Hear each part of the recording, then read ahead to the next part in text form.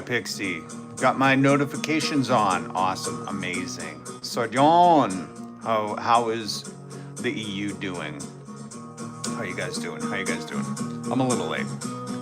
What can I say?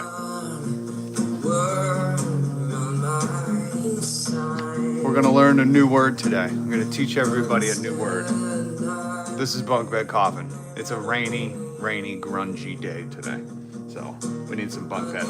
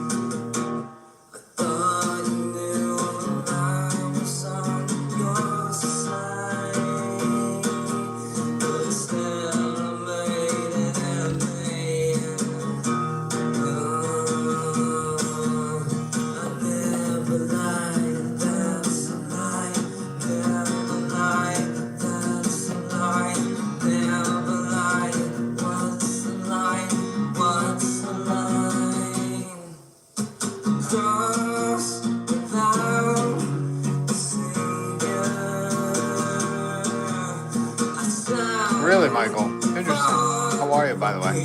Hey, mate. I'm well. Well as I can be in a capitalist dystopia. Hey, Rob. Still on the road in our tiny camper van. Oh, rad. Shout out to all my tiny camper vanners. Glad to... Oh, what's up, Desi? Long time no see. Good to see you. Oh, my gosh. What's up? Dan, how are you? I remember being 7 or 8 calls at Rock 105.3 asking you guys how to be a P1. Oh, that's funny. That's funny. That's why they use that lingo to hook you, you know. And then once they explain, oh, it just means preset 1.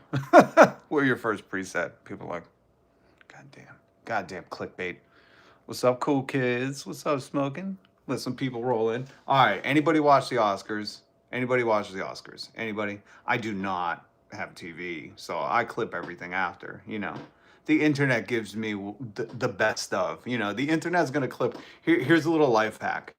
If you cut the cord, you don't have TV, right? And you just do a few streaming things, and then you have digital assets. You know, that's what us millennials have as I don't want to call it a retirement fund, but the only wealth we have when people are like, what are your assets? You know, how many boats do you own? And you're like, I don't have any boats, but I do have the the Criterion edition of Good Will Hunting.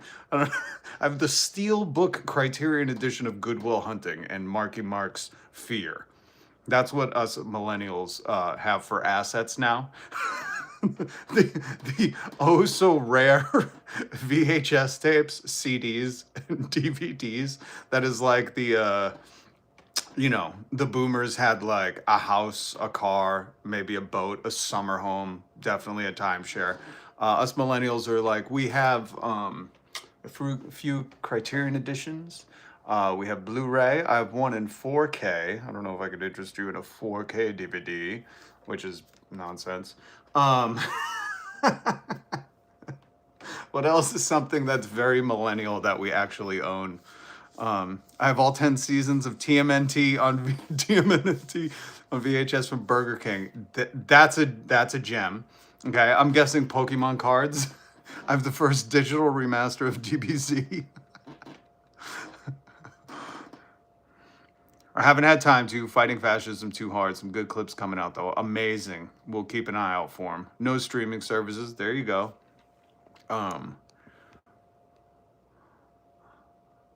Not since 2012. There we go. So what are some other... This is fun. No Pokemon, strictly Magic the Gathering. Okay. And if you're strictly Magic the Gathering, I'm sure you have some old classics. I have all the Simpsons on DVD. Oh my God, I'm trying to think. My brother, well, I have like a box of my brother's stuff because he's been homeless forever. And I just, I couldn't get rid of some of it. And I know one's like King of the Hill. I think he has all the Blink 182 uh, CDs. I'm trying to think. He has like a Two Raw for TV DVD. These are what we're talking about right now. If you're joining us, the boomers owned homes, houses, cars, boats, second homes, and millennials have the Criterion edition of Good Will Hunting in the steel bookcase. We where we have Magic the Gathering cards. That is essentially the assets of a millennial. We should actually just do a whole thing on assets of a millennial. I'm not going to because we're going to talk about the Oscars, and I'm going to teach you a new word today that absolutely defines the cockwombles. There it is, cockwombles that are out and about in America. That 70s show box set. Yes. Also have VHS relics, PS1 and PS2 games. Okay.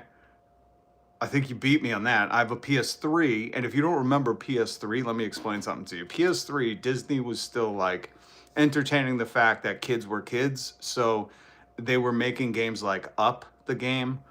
I'm trying to think if there was a Shrek game. Oh my God, I should go look in my storage because I have a PS3 with some of the most nuts games. Oh, there was a Toy Story game. Oh my God, what the Christ else was there? And those are classics. I mean, they're worth nothing, but these are our assets, folks. We're the Coco Melon heads. I have a Super Nintendo of 57 games. That's my 401k. I'll tell you what, when I was working in radio in San Diego, someone gave me a original Nintendo with TMNT, the original one that you just couldn't beat. I still haven't beaten that game, and I won't even take it out because I'm not doing it. And a couple other games. So this is Welcome to Millennial Chat. I'm Rob, and we're talking about our assets, what our retirement is.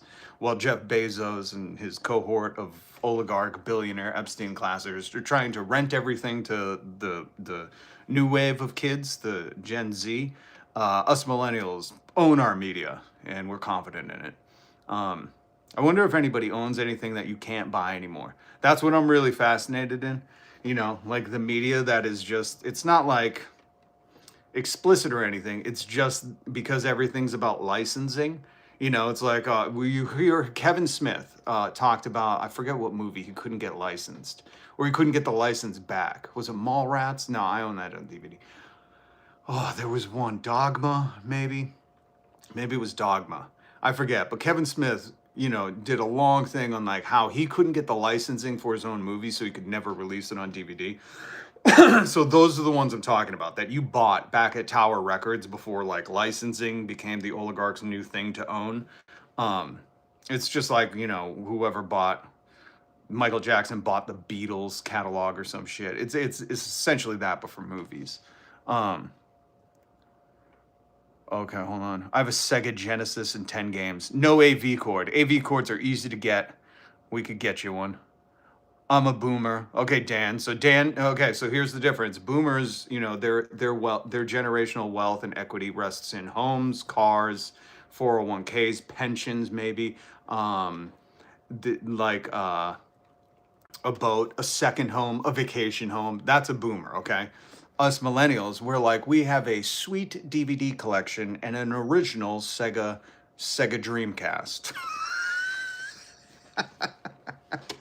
We just need a place to plug it in. Is it still free at the bus terminal? Anyways, there's so much to talk about.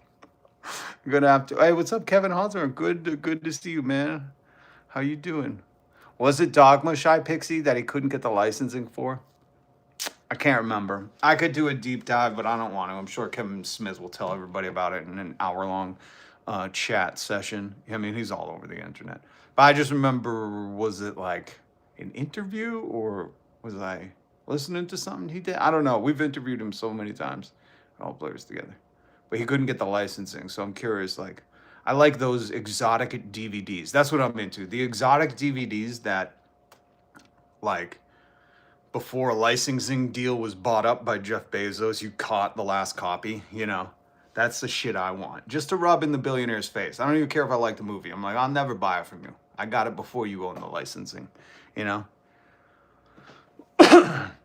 Used to. Now I have 5 doctors and lots of pills. Hey, well, that's a good retirement plan too, if I'm not missing some of the conversation. I have a house with no wheels because I married a boomer, and a 30 young truck because he divorced me. I have a good word and a prayer, and I'm not even religious. Love Kevin Smith. Kevin Smith's great. Howdy, comradicals. What's up, comrades? How is everybody doing? What's up, President Raygun? Frankie Berry. Everybody coming in? Got your channel on our shop, keeping us sane. Thanks for the great conversations. Appreciate you, Previously Frozen Studio 77. And what's up to everybody in the shop? Let's get that conversation going, millennials. What is your retirement plan? Sega Dreamcast? Do you have an original Atari from one of your boomer parents with Snake on it? What is it an original Game Boy? Is it a Sega Game Gear? You know, what are we talking about? Turn the files into trials. Terrible times. Good to see you. 100%. We're going to get into some news. I was just having some fun because it really hit me once I understood boomers own like home. Like if you ever go to get a loan or something, they don't give those to me anymore. But if you ever try to get one, they'll say, like, what are your assets? They want to know what kind of collateral they can come and collect for you. And next time, I'm just going to go fill out a loan application so I could write down, like, Criterion Edition Goodwill Hunting, Criterion Edition Marky Mark's Fear, Criterion Edition... So what else? What's a 90s movie? Oh, Criterion Edition Singles. Criterion Edition signed by Ethan Hawke. Reality Bites. Those are all my assets, but you're going to have to prime from my cold, dead hands. Meanwhile, the boomer next to me is like boat, second vacation home, car, second car, daughter's car, you know? And I'm like, oh, god damn, man. I got a PS3 and the original Call of Duty Modern Warfare. That was pretty lit. I have one unopened package of Magic the Gathering that I'm pretty sure could collect a high price on TikTok. This is the fucking world we live in. Oh my god. And boomers are like, I have a vintage Ferrari Testarossa I bought on my job working at the post office, and I bought it in 2 paychecks, cash. And you're like, oh god damn it. Old baseball cards. Dan, here's the thing, man. I got a collection of some of the sickest fucking basketball cards ever, right? And they're just not worth anything. They're just not. I think, here's the thing. I think the billionaires have schemed against us to keep old vintage cards unmarketable. You know, I think they want it to be like digital crypto cards and NGP and NTBs, NFTs or whatever, you know, because, bro, I got some sick Shaquille O'Neal, Michael Jordan, Larry Bird. I'm trying to think Magic Johnson. I have a Kareem Abdul-Jabbar fucking Beckett monthly. I got some sick stuff. And welcome, comrade. Thank you, Desi, for joining as a member. That's how you support the channel. I take no corporate money. I'm supported by viewers like you. Desi, welcome, comrade. Welcome to the Vanguard. That's just too funny. Listen, I got the basketball cards all safe and sound. So, you know, the second the billionaires take their foot off the gas of this crypto thing, once the AI bubble crashes, I'm sure we'll be in for it, you know? We'll be swimming in that dough. That's so funny. Anybody else have basketball or baseball cards? That's your retirement plan? That's what we're talking about right now. We'll get into more, but, you know, this is hilarious to me. Do I want to give them away? No. I give them away in exchange for money. You know how capitalism works. I'll do that until we move to a fully socialist system. I can't do it, bro. They charge me to go for healthcare, you know. Nurse Rod's here. Did he sneak in? All right, I'm missing some people. Nurse Rod's here. I married a neocon, shortly divorced her. Was she hiding it?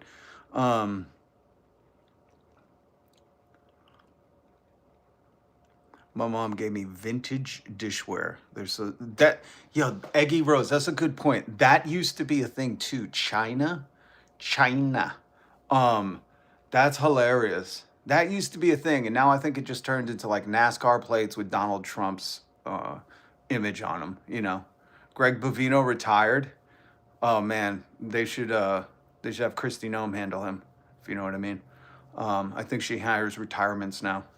She brings them out back. She goes, "Okay, come on, old Yeller, come on, old Yeller." If you want to know how the war in Iran is going, wait, god damn, I gotta stop turning it down. I need to really get a better setup because if I had a professional studio like I had before, when I worked in the corporate world, this shit would be fire. This shit would be fire, man. That's what I'm looking forward to. Hit subscribe, hit the notification bell. I'm so bad at saying that. And share this. Share this with your comrades. Share this. Put it on at the shop. Shout out to all the people at Frozen Studio Shop 77. Shout out. I love hearing that. But, you know, once we get this channel big enough, I don't know how to do that. I do not know how to do that. I'm working on it. I think I need your help. Because it says like 78% of people are watching and not subscribing. Why? Why are you just being a looky-loo? Hit subscribe. It's free, man. But once we get this big enough and, you know, I start rolling in the capitalism,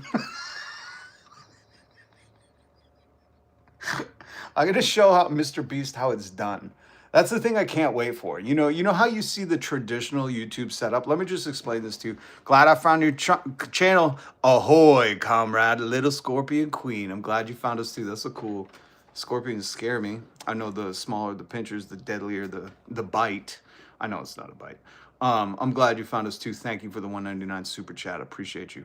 But I just want to take a note. What is this? The day in our Lord's March. I'm looking at nothing. So March 3:16. Oh, March 3:16. So Jesus so loved the world, he gave himself to all the sinners or some shit like that. Buy yourself a half booster pack on. Michael, you know what we should do? Listen, somebody I worked with got me into Magic the Gathering. They bought me the beginner thing as a gift. And it is one of the coolest games that I still like. I'm very, very new to. But once this channel gets big enough, we should get a virtual Magic the Gathering going. If you can even do that, I think that'd be fun with everybody. But here, I want to in the day of our Lord, the 16th of March, 2026. Mark your calendars for this. Hit subscribe and notification bell. I'm going to change all of how YouTubers do their thing. You know how everyone right now sits in a room? Hold on, let me show you. You know, mine, this is like the Temu version. Well, not the Temu, but like, you know, I don't get that on Temu. But you know how this is like the real ghetto version of a studio setup? Blow people's minds once I get to actually, you know, do it how I envision it. It's gonna be amazing. Sorry, that was you. That was you. It's going to be amazing. So mark my words. I'm not telling you how it's going to be done. I can't give that secret away. But once it does, you'll see Penguin ZO, whatever his name is. Chad. I don't know his name. Will. What does he look like? He looks like a Bartholomew. Penguin ZO. I think his name's Bart. Mr. Beast. You know, when he does he do reaction videos anymore? Poor job doing reaction videos, bro, for a billionaire. Who else sits in front of a camera? All the cats that sit in front of a camera. I'm going to change the fucking medium. I'm just telling you now because I seen this and I go, everybody's just copying each other. No one's bringing nothing original, man. And I can't stand that shit. And if they're not doing copying, if they're not just biting each other's style and making the neon lights different colors and putting their silver placard behind them, with like a picture or like a Pokemon or something, or some Funko Pop. What they're doing is they're just like biting the style of the news. And I say, screw all that. Screw all that. I have a vision. It's going to come to fruition, but I need your help. We're on a mission. I have a vision. It's going to come to fruition. We're on a mission. Those are bars. Anyways, and you call this a good video? No, London lady. God damn. Use your ears. Stop listening with your mouth, okay? Use your ears, sweetheart. No, I said, this is the point. This is the Temu version of fucking YouTube right now. I'm doing a shoestring budget. A guy who doesn't even, I'm not even shoestringed. You know what I mean? Anyways, uh, let's see. Did anybody drop any new millennial? Can we play D&D? I don't know how to play D&D. If you teach me, I'll learn. All that stuff looks fun. What do you miss most about prison? Tracy's back. Remember Tracy? This is a guy posing as a girl who goes into people's chats and says, you owe me alimony, you owe me child support. Very, very desperate bro. Actually, let's get right into the new word because this is very appropriate right here. I'm going to teach you what it is. It's a cockwomble. This is British slang. I love the British slang. I love all the European slang. In fact, I wish I knew more. But this is an old word for them, cockwomble. And it's just sad that we're just learning about this now. But I figured I'd take some time and be an educational channel. This is like adult PBS, you know? Adult PBS for the comrades. That's what this is. That's all this is. You know, the word of the day, folks, cockwomble. A person, usually male, prone to making outrageously stupid statements and or inappropriate behavior while generally having a very high opinion of their own wisdom and importance.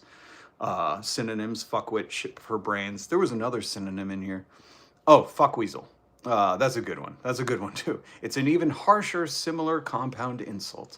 So cockwomble, the womble reference, the term plays on the wombles, gentle characters from a 70s British children's show, ironically applied to someone acting poorly. The modern origin, it is considered modern British internet slang with its origins often linked to social media or political commentary. Womble usage. Some suggest it stems from the phrase to womble about, describing someone wandering around with high self-importance. A buffoon, an idiot, a maroon. So cockwomble. Word of the day, folks. Word of the day. Okay? You can use it in times like this when you see a cockwomble. We have lots and lots of them in America. Cockwombles all over the place. In fact, here's another cockwomble. We're going to listen to some audio by him. You know, I saw this outfit and I thought, man, I didn't know how the Pride Parade had cowboys, but this is adorable, you know? What, did he just get off RuPaul's Drag Race and win? I don't know what this outfit is, but my Christ. If you didn't understand the background of this man, you would think he was the most flamboyantly out of the closet cowboy there ever was. You know what I mean? Hand on the hip like a sassy boy. You know, probably riding the horse upside down, if you know what I mean. This is absolutely adorable. And this is also a cockwomble. I don't know what the plural of cockwombles are. You know, are they keekwombles? Are they cockwombles? I'm not sure what the plural is. We're going to have to get someone from the UK to enlighten us. But cockwomble. Word of the day, folks. Word of the day. Cockwomble. Cockwomble. Cockwomble. Okay? And YouTube, you can't demonetize this one because cockwomble is, you know, I'm teaching people a word. Technically, I'm a teacher right now. Technically. So this is educational. This is educational. Cockwomble. Noun. A person, usually male, prone to making outrageously stupid statements and or inappropriate behavior while generally having a high opinion of their own wisdom and importance. A cockwomble. Let's see. Hold on. Let's see. Here's a cockwomble. Read that.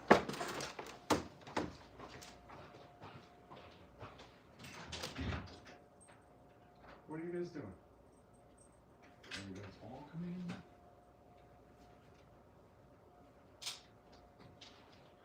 What is it? What are you guys doing? Huh? What are you guys doing? Wait. Stop. Can we play D&D? Oh, wait. Am I missing? Oh, I'm missing comments. I'm missing comments. What's up, Troll Slayer? Oh, no. All of them are here. All of them. Don't. You're going to knock everything down, dude. Listen, I know. I love you. But look, your tail is knocking everything over. Hey, hey, hey, hey. Shh, shh, shh. Come here. Flags on shoes is the worst. Oh, my God. I didn't even see that. Hold on. I can definitely Dungeon Master a campaign. All right, great. I love that everybody's figuring out how to play some D&D. Cockwombles. Gay men wouldn't be caught dead in that outfit. Let's go back to that outfit. I was going to say, it was a little tacky. A little tacky. No, those are just white high heel boots. I think he should wear an American flag on his boots instead of just white high heels. This looked like a gay cowboy going on vacation to Aruba. Like, what the fuck is going on? I just can't believe that he wore that. And he was like, "Yeah, I look very manly. I look good. This is alpha male gear, you know." And I wouldn't be surprised if he was selling it on his website as alpha male gear. This is hilarious. Do you see the desperate irony within these people? You know, they hate the LGBTQ community, but they dress like they want to fit in. You know, like they dress like they were like, "Oh no, girl, you ain't going out in that. Put that back in the closet. That's for the 4th of July only." You know, go put on go put on your other high heels. Cockwomble. Um,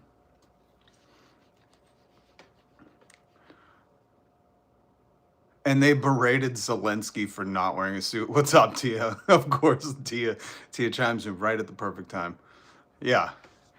What is this? This is like an Alabama suit. You know how they have the Canadian tuxedo? I think this is like the Alabama, the deep rural Michigan tuxedo. Cat, I can't do this, buddy. I'm gonna kick you out. You can't be trying to climb up me. I don't know how to act my age. I've never been this age before. Pladow. Pladow. Hot take. On what age should you act your age? I don't know. You know, because we got this dude over here definitely not acting 80, aside from the pooping his pants. Bitching about Obama's tan suit. The Detroit Tux. But the thing is, Shy Pixie, he's not from Detroit. He's like from the rural apple picking fields of Michigan. So you can't really give him Detroit credit, you know? And I won't. I just won't. I just won't. Plus, Detroit is home to one of my favorite buddy comedies, Detroiters. And they would never be caught dead wearing that. This is not a Michigan thing. You're right. This is I'm going to try to play to the bass, but I'm very confused if my bass is secretly gay and loves it, or just so flamboyantly unaware that they love it. This is playing to the bass, man. You know, I don't know. It's like he said, I don't even want to wear the feather boa. Just tattoo it onto my dungaree red jacket. Like, what the fuck is this? Jesus. Oh my God. Anyways, because I'm playing this, we're going to skip right to the Conan O'Brien. If you missed the Oscars, don't worry. We have the best clips, and that's all I'll give you. The rest of it was a waste. Who gives a rip? But here's Conan O'Brien making the Oscars political and hilarious, because everything's politics. Don't forget that, folks. Hit subscribe, hit the notification bell. I'm going to teach you some stuff today. I should warn you, tonight could get political, okay? And if that makes you uncomfortable, there's an alternate Oscars being hosted by Kid Rock. Yeah. It's at the Dave & Buster's down the street. A lot of tickets for that.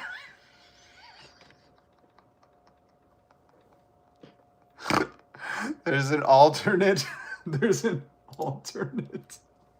Oscars at the Dave & Buster's down the street. The only award being given is Best Actress, and Melania won it 4 times. Oh my God.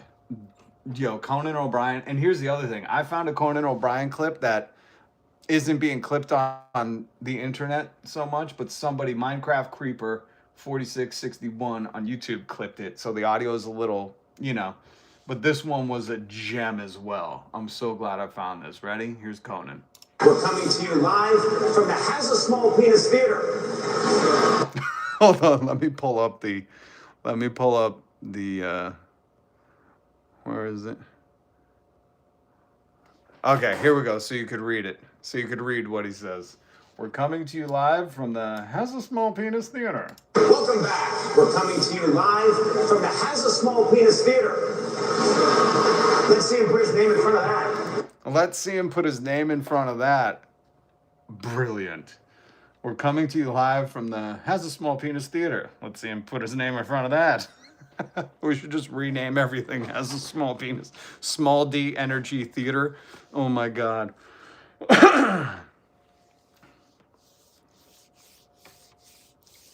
Zombears, are you an expert? You sound like an expert. Ooh, we have an expert in here? Where's Zombears? Bro, you have more gay in you giggle and eyes than Kid Rock's flamboyant outfit. Just saying, man, you definitely shouldn't say other people are gay. Well, here's the thing, Zombears. When I see a well-dressed man in a very flashy custom-made suit wearing high-heeled boots and a feather boa tattooed onto his dungaree jacket that's been bedazzled, I tend to go, listen, I don't care your orientation. We don't judge anybody here. We love them all. But if you're going to be an oppressive tyrant and a fascist bootlicker and dress like this, then I'm going to call it what it is, you know? You look like you should be on Queer Eye for the Straight Guy, you know, where they need to redo your outfit. By the way, this is in the Orville office. This is just embarrassing. We've already been through all the, you know, Zelensky, Obama, all the other suits that everybody's criticized. But somehow MAGA like embraces this. This is fucking hilarious. You understand that, right? Just remove the red cap from your brain that's, you know, sucking all the fucking brain cells out of it. And just look at this like apolitically for a second. If you saw this flashy bro walking down the streets with his high heels clip clopping like a goddamn Clydesdale, you'd be like, woo woo, you go get him, girl. Like you're telling me the bedazzling sequence doesn't give off certain vibes. I love MAGA trying to defend this. They're like, actually, everybody's getting a feather boa stitched and bedazzled onto their jean jacket these days.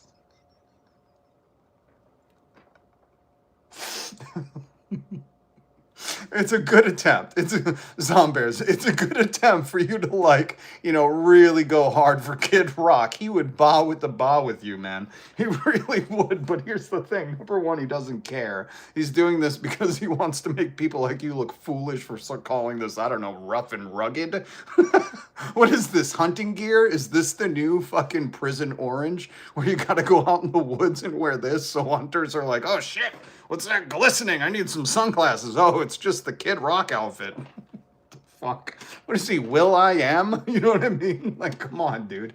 Come on, dude. We all have common sense in this fucking live stream. You don't have to pretend like sequins and a feather boa fucking bedazzled onto your shoulders isn't totally fucking homoerotic. Okay? Nobody's gonna judge you, Zombears, if you're in the closet and just defending this because you put it on at home and, you know, dance around to fucking Goodbye Horses by Lazarus. Can I even play that? I can't play that. I would give anything to play Goodbye Horses by Lazarus right now.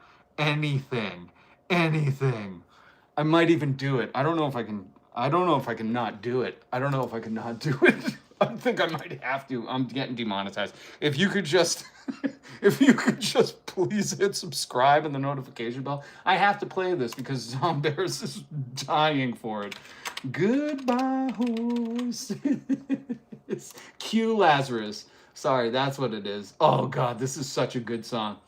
Wait, I want to find the original. Oh, is Cue Lazarus not here? It is. Oh yeah, baby. Oh yeah, hold on. The rewards of working as Hold on. Oh yeah. Oh, you can't. Hold on. Oh yeah, we're doing this. Oh yeah. Hold on. Let me see if I can playback speed it a little faster. Q Lazarus, God bless you. I love you. Thank you for the song.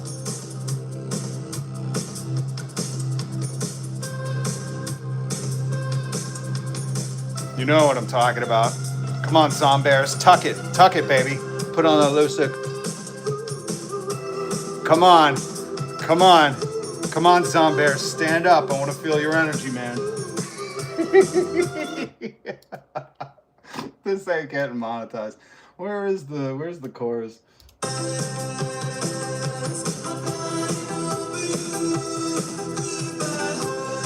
Would you fuck me? I'd fuck me. Come on, Zombears. I couldn't do it. That's gonna be stuck in my head all day. Oh, god damn. Let me slow it down a little bit. Let me just hear the original. Now I have to hear it.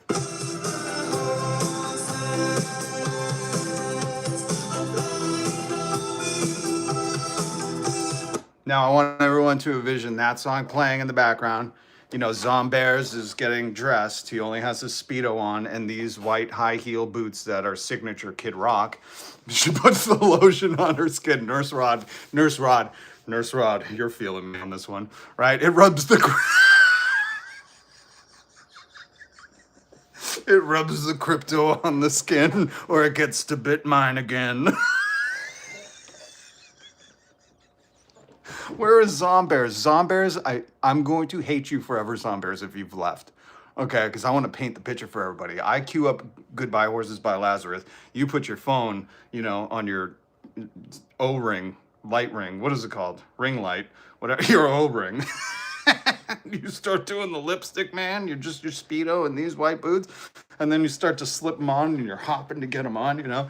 And you got to tuck it back. And then you start dancing to the mirror while TikTok's going. Oh, I get it. I get it, Zombears. I'm there with you, bro. You embody that, okay, Zombears? God bless you. Where's Zombears? Did Zombears leave? My God. Who is the guy in the red? That is Miss Kid Rock. You know her from, she came third runner-up on RuPaul's Drag Race. This was the outfit she lost in. They really didn't like the bedazzled feather boa. That is Buffalo Bill's brother. He would like to ask you if you'd like to help him move some stuff. He has this cool camper van. He wants to know if you're into van life. Debutante Rock. I bought pillows from that guy. He bought pillows laced with fentanyl from this guy. Please, cat, stop. The cat is Rid Cock. Oh my God. Oh my God. Oh my God. It rubs the lotion on its skin. No, we've already said it rubs the crypto on its skin, or it gets to bit mine again.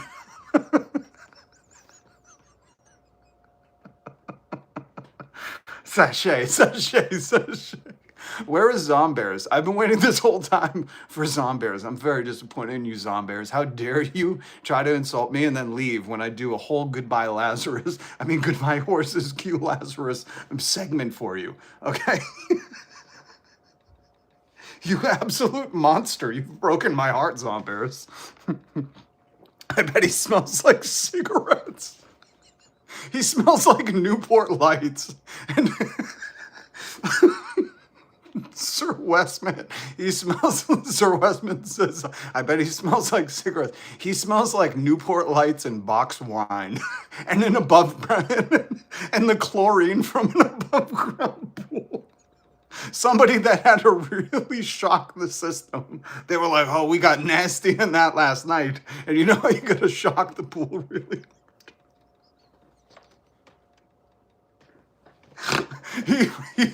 He has a faint chlorination smell to him. Chlorine and cigarettes. That's gonna be my album cover. Chlorine and cigarettes.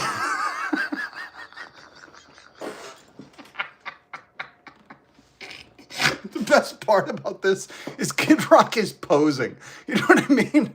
What a This is his beast mode. Give us a little, what is it called? Blue Thunder or whatever? Steel Blue. Give us some blue steel, buddy. And he's like, oh my God. You guys are going to kill me. We need to move on. I can't keep I can't do this. I know, YouTube. You're going to take all the money off this. He's going to take my 6 cents, but I fucking love this song.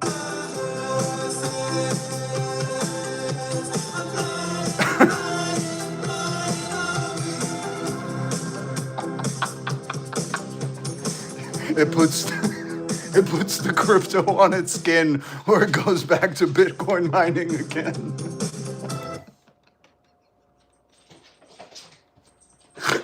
We should see if we can redo Silence of the Lambs and he'll play Buffalo Bill. Hold on. Hey, what's up, buddy?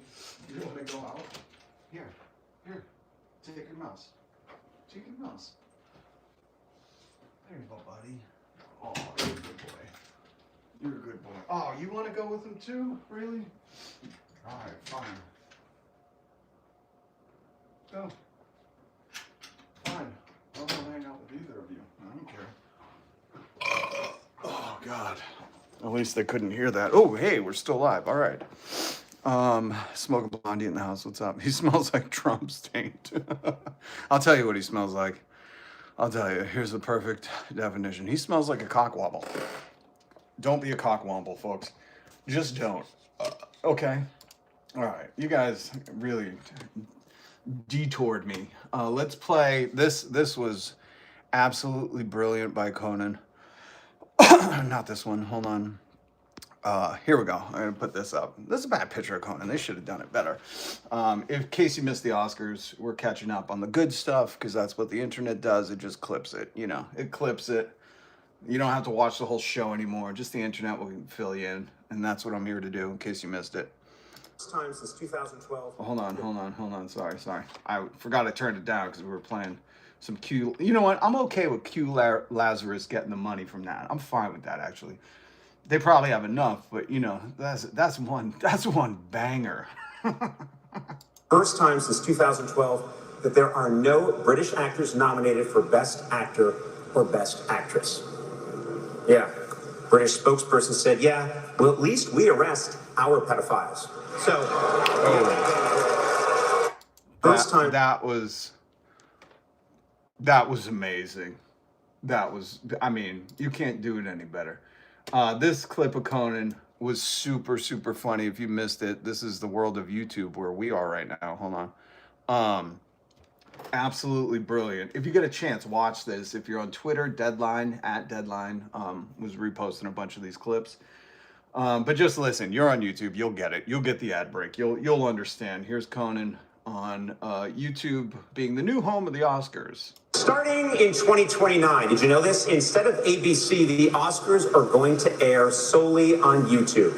Yeah, it's the future. Yes, it's a big change. Some people are worried this will change how the Oscars are viewed. But I've been assured that there will no be... Oh, no, come on, internet, don't go out right now. Please don't go out right now. That was like the timing we needed. No Trade lights for beam throw. Tactical flashlight. 2,500 lumens of brightness. Conveniently packed into a handheld flashlight. The same flashlight that killed Bin Laden. The same flashlight that killed Bin Laden. That is such a Joe Rogan ad. This is the ads you see if you... I don't watch Joe Rogan, but I'm guessing this is what you're going to say. You want the flashlight that killed Bin Laden? Then get the beam flashlight. It can blind a raccoon. Awesome. So awesome. This was so fire. I'm glad I didn't watch it because, you know, Oscars are boring. But I'm glad I got to see Conan and how he's doing. I think he's doing well. I think he's still got it. He's still got it, man. See what Harvard does to you? Harvard makes you woke and funny. That Harvard, what clever jokes they are.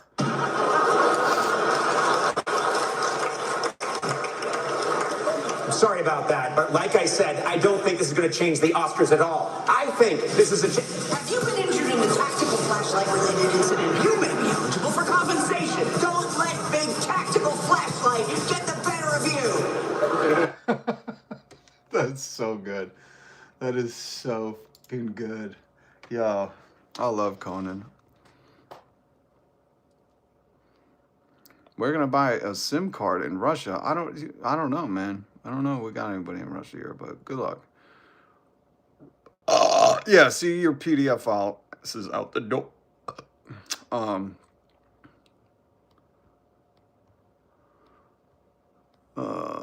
Let's see. Conan is a legend for that. Thank you, Cowboy Baby Yoda. Oh, Cowboy Baby Yoda, did you see the Baby Yoda? I know they call him Grogu, but he's Baby Yoda. He'll be always Baby Yoda to me. Did you see the Baby Yoda bit? I should have just pulled that one up. It's funnier to see because little Grogu can't clap his arms, you know. So Conan's like, clap, Grogu, clap. And they were like, the depravity. How would you bring Grogu here when he can't clap? Why would you bring him to an award show? It's so, so, so good. If you can laugh at what Conan said, you're on the right team. Ryan H, 100%. If anything Conan just said, hold on, let me play a quick clip of Conan O'Brien. And let's just say, if this upset you and you didn't see this as hilarious, you're anti-American. Welcome back. We're coming to you live from the Has a Small Penis Theater. Let's see him put his name in front of that. Oh my God, that's so good. Same with this one. If these clips of, if this comedy upsets you, guess what? You've molded your life after the Epstein class, and you've basically hollowed yourself out to just be a vessel of whatever they say. So when they're insulted, you take it as insults, which you have no nothing to them. You know, you're praying that they're going to save you. They're not. You're on your own, and they've proven that multiple times with the money. So you should just really think twice, because this is a damn well good joke. Since 2012, that there are no British actors nominated for Best Actor or Best Actress. Yeah. British spokesperson said, yeah, well, at least we arrest our pedophiles. So I wish he was holding the mic so he could have just dropped it. That was fucking awesome. And that was on the Oscars, you know. They're a very tepid crowd. They're royalty. That's why I don't know if you saw this bit. He was like, I don't know how you Oscars people do it. You stay so humble. You thank everyone. He's like, this is what I would do. And he goes up, has Josh Groban sing for him, and wears a robe cape. Oh, man.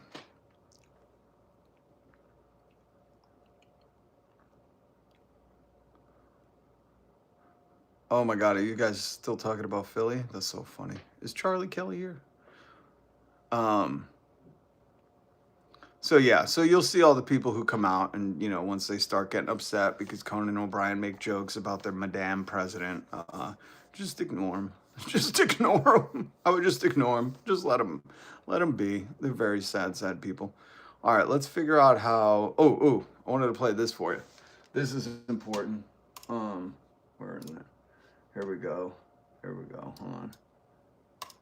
En estos momentos en el país. Right now, in the country, I was talking about Cuba. There are tens of thousands of people waiting for a surgical operation. Decenas de miles de personas esperando por una operación quirúrgica que no se puede That cannot be desarrollar performed due to the lack of electricity. por la falta de electricidad. Yo creo que en días I pasados believe that in the recent days, the Minister of Public Health gave very relevant data.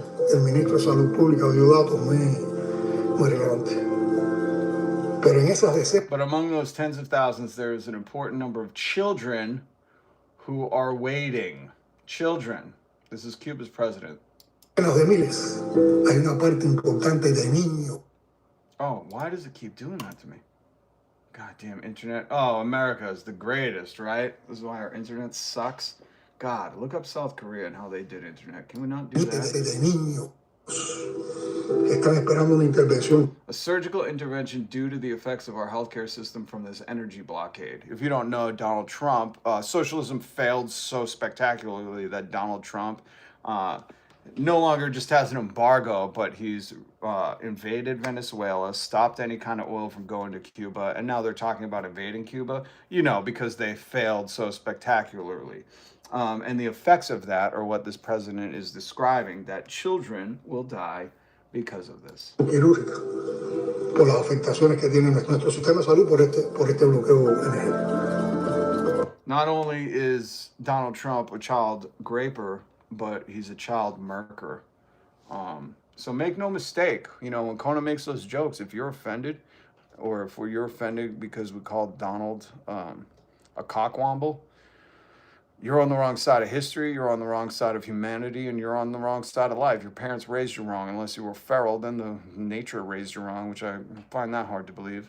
You know, animals move off instinct. They're not graping kids, man. What else do I got for you? Oh, let's check in on how the war is going.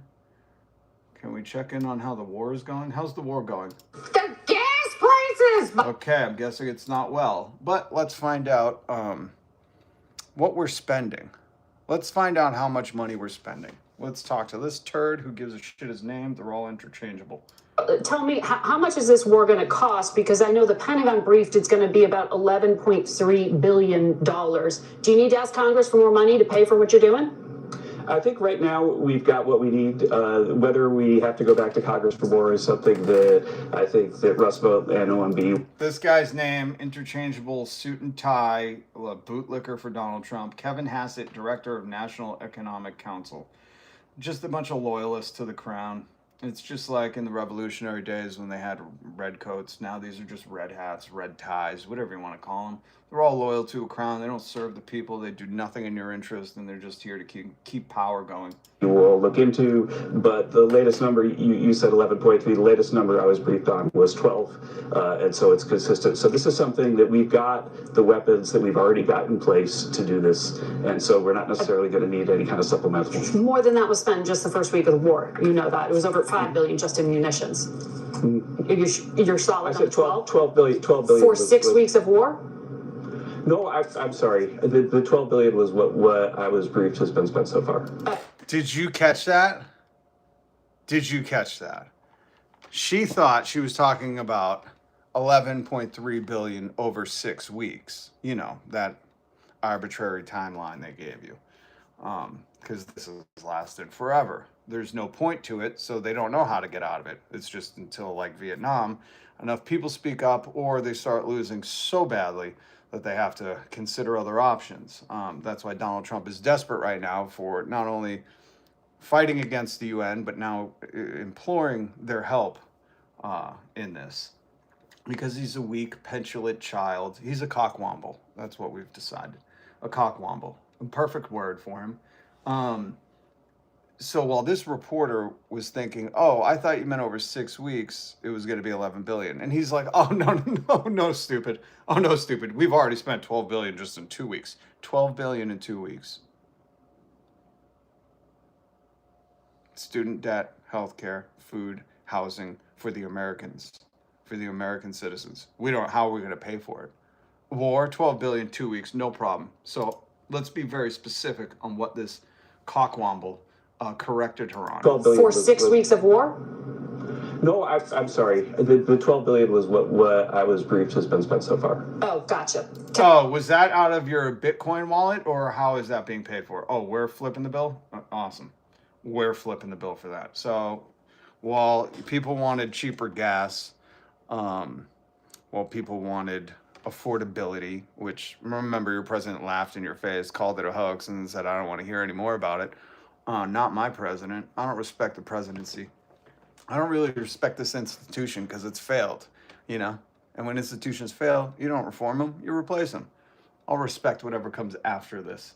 But they're just telling you blatantly, oh, no, you thought it was 12 billion for 6 weeks. No. We spent that in 2. So if you do the math, what is that, 36? 36 billion. That's nothing. Don't worry, we'll bill your kids. Awesome.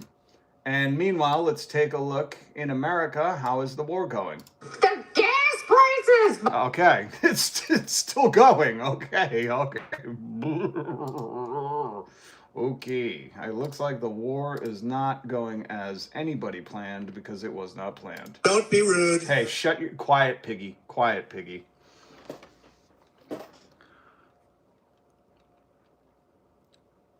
What's going on in the comments? But those beat the redcoats that you were just bitching about. What? Try to form a full idea, please. Blondie, your new stuff slaps. What's up, Michael Danger? Good to see you, man. Good to see you. Big Daddy Sledge is a hardcore Epstein file lover. You know, he reads the files like as a book at night. You know, I just want you, if you see the Sledge guy in the chat, just know when he lays down at night, home alone in his mother's basement, because that's what they always like. That's like an insult to them. They don't understand that. Well, Gen Z can't afford a home, man. They all got to live with their parents. Like, you guys made homes unaffordable, man.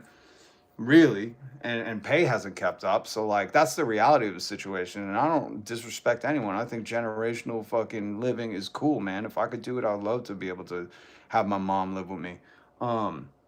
But when Sledge lays down at night, just know he is printed and had to laminate. You know why? He's not using a sock anymore to read the Epstein files, because he doesn't read it in horror and disgust. He reads it as like, oh, one day this could be me, and he doesn't realize it could be him, but he'd be on the, how do you say, receiving end. So it's a weird take to defend the people that would, I don't think I could say what they would do, but you get the imagery when I say Epstein defender, right? I know I'm funny, Sledge. That's why I got 135 people here, and you don't do lives. I know. You don't have to remind me, but thank you. Thank you. I'll always take a compliment from my haters. And by the way, judge me by the people who are my enemies. If I'm, hated by fascists and tyrants and Epstein-class bootlickers, oh well, so be it. I ain't trying to win them over. They'll stay here because they're desperate for any kind of human interaction, I don't want to know how they're watching. I would just imagine it's pantsless, friggin' perverts. But I grew up in a generational house, have one now. It's a beautiful thing. And so many other cultures do it. Americans have just been propagandized so hard, especially with like the boomer generation, that you get up, you turn 18 and you move the fuck out, and they were like so proud of that. But really, they don't understand that, like, your family is everything in life. We're all going to die. We're all dying right now, just so you know. In case you didn't know, your daily reminder. We're all going to die. Some of us won't make it to tomorrow. Well, cherish your loved ones. There you go. I don't know. Maybe MAGA just wants to go to work. Or maybe MAGA wants to, before they kick the bucket, they just want to throw on the old cowboy queen outfit one last time, and maybe throw on a real feather boa and just dance. Sashay, sashay, sashay. They just want a catwalk in their Orphle office. And God bless him, if that makes you happy, I don't give a shit. I'm making fun of him because he's a fucking tyrant grifter. Remember when he was like, Bud Light supports the gay community, I'm going to shoot it with a machine gun. And then people, YouTubers, because he doesn't know how real life works, went to his bar and they were like, oh, he's still serving Bud Light. What a fraud. Yeah, that was the thing. So, I mean, it's just, the man dresses, how serious he wants to be taken. Let's just say that, And I would say a feather boa stitched and bedazzled onto your dungaree jacket says we shouldn't take it too seriously. Here we go. Read Marx, folks. Read Marx. This is a great one. I believe Donald J. Trump was sent by God. Why? Did he run out of locusts? I know it's not the same Marx, but just read Marx, okay? Okay, folks? What else do we got for memes? Oh, Hampton Institute. Love the Hampton Institute. Capitalists own the U.S. government, both parties, the Supreme Court, the military, and the Federal Reserve. There is no democracy. There is no republic. There is no constitution. For all who like to say it's a constitutional republic, it's none of those things. We live in a dictatorship of capital, the rich, period. What they decide goes. This is kind of the motto for the channel. If you're new here, get used to this, because that's everything you're witnessing. Is this. This is why you'll never, ever, ever, ever, ever, ever, while we're under this system, have any kind of prosperity. And silly you, if you think you have prosperity because you got generational wealth or a fucking decent job, just wait. They're trying to figure out how to erode that from you too.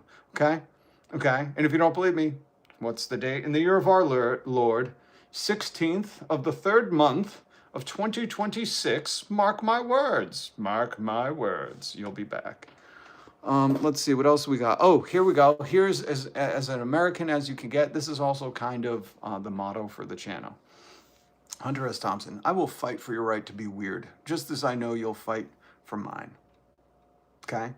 And let's not confuse what weird means here. Weird doesn't mean like that Sledge guy in the comments who keeps humping for the Epstein class.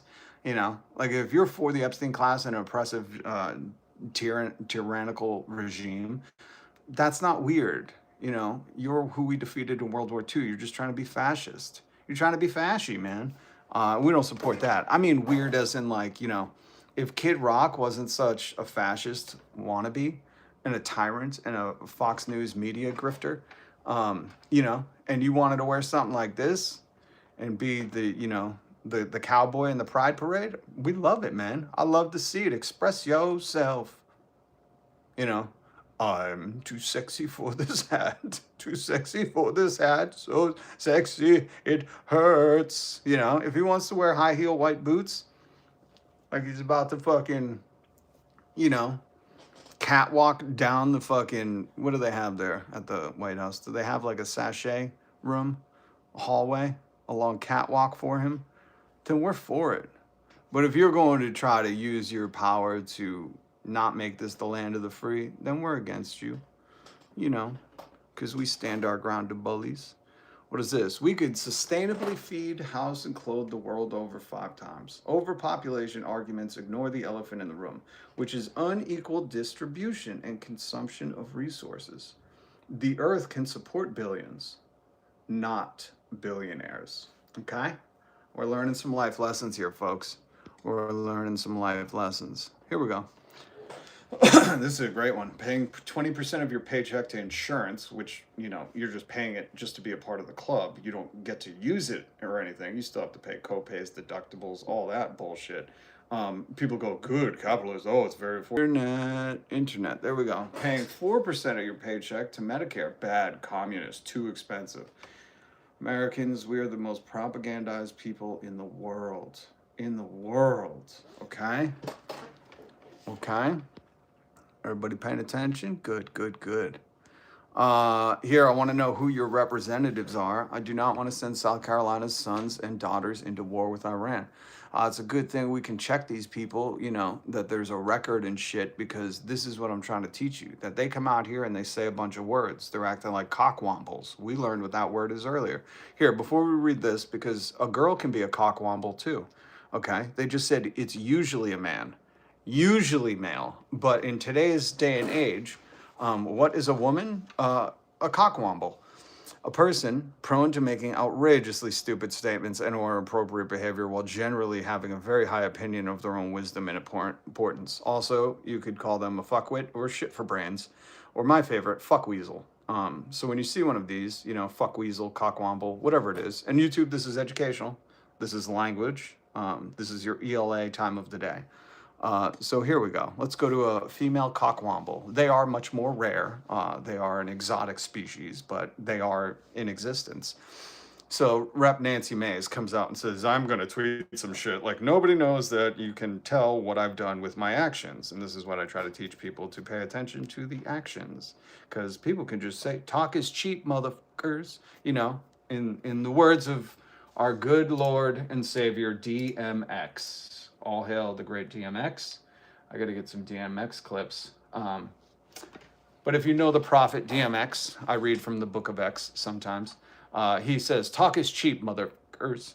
And that's what I would like to say to Nancy Mace, because she said she doesn't want to send her sons and daughters into war. But 5 days ago, Mace argued for a continuation of war in Iran, where soldiers from South Carolina children are being sent. Quote, this is her quote. President Trump is doing what he needs to be done. This is not the time for Congress to tie the hands of our commander-in-chief. We must finish the job. How are you going to finish the job without sending South Carolina's sons and daughters? So, you know, what I would say is de-elect her, unelect her. I don't know. What do you do here? Put her in prison? When you lie to the people that blatantly, that should be a crime. I don't know. We need to forge a new way. That's what I would say. That's what I would say. Ooh, I have, oh, by the way. You know, this was staged, right? Okay. Anyways, do you see that FAFO? MAGA is starting a FAFO. So look, Jesse Lynn right here, my true president. My true president. This is why they staged it, because they wanted these morons to be like, wow, saved by God. Or wait, what was the joke? Hold on. Marx. I believe Donald Trump was sent by God. Why? Did he run out of locusts? MAGA, it might take you a second. He's referencing God here. Anyways. Why would you burp on my live stream? That is not okay. Please don't do that again, Sledge. So, here is Jesse Lynn, my true president. And how is Jesse Lynn doing now? Let's check in on her. Okay. Interesting. March 14th. Jesse Lynn says the middle class is over. In a few months, my energy bill, water, and property tax tripled. My annual bonus gone to tariffs. Now I've lost $12K in 4 days of my 401K and got back $2K less in my tax return with being poisoned 24/7. I can't believe how hard I fought for Trump. I can, because you were in a cult. It's good to have you waking up. Welcome to the class war. But you were duped. You were duped, dummy. You were duped, dummy. And for this guy, look at them. Is that not a humanoid toad or what? Like, imagine a poison cane toad that was painted orange and put on a little wig. It's either that or his parents are Grimace and Ronald. You know, I can't figure out which one, but it's one of them. Let's see, what else do we... Oh, this. I got some audio for you. Here we go. I don't know if you heard of Donald Trump. Where is my audio? Donald Trump selling access to national security secrets. This is, what's this kid's name? He's one of the he's not Aaron Parsons. He's not Aaron Parsons. Oh my God. I'm so sorry, because he's good too. And I don't have his other thing up. He's not vote in or out on TikTok either. I don't know this guy's name. I feel so bad. But I want you to watch this. This is the article that I did link down below. Okay? So this is, God, not Aaron Parsons. What's the other kid that looks like Aaron Parsons? Am I saying his name right? Donald Trump is now fundraising off. Does anybody know that kid's voice? Does anybody know that kid's voice? Of dead American soldiers from the war in Iran. I'm not joking. Last night, Donald Trump sent out a fundraising. What is this kid's name? He's such a good... He's on YouTube too. Sorry. I don't have him linked, but... Harry Sisson. Alma, thank you. Thank you. Harry Sisson. I've talked about him before. Yes, he's got the blue pen. Hold on. Hold on. Hold on. I have to have a picture of him somewhere. Give me a second. Oh my God. That is so funny. Please tell me I took a picture of him. Yes. Hold on. This is him. Harry Sisson. No, not Adam Mockler. Adam Mockler doesn't have good hair. Thank you. Oh, CJ, what's up? Good to see you. How are you doing? I'm glad you could make it.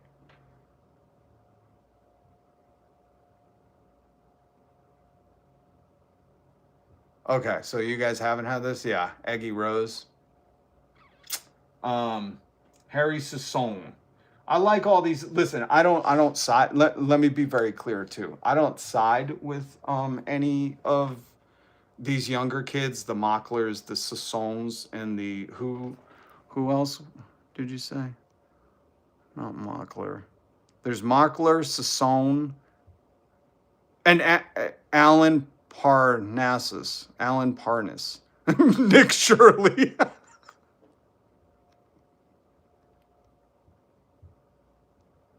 No, not Nick Shirley.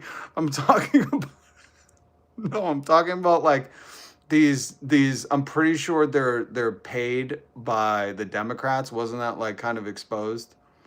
You know? I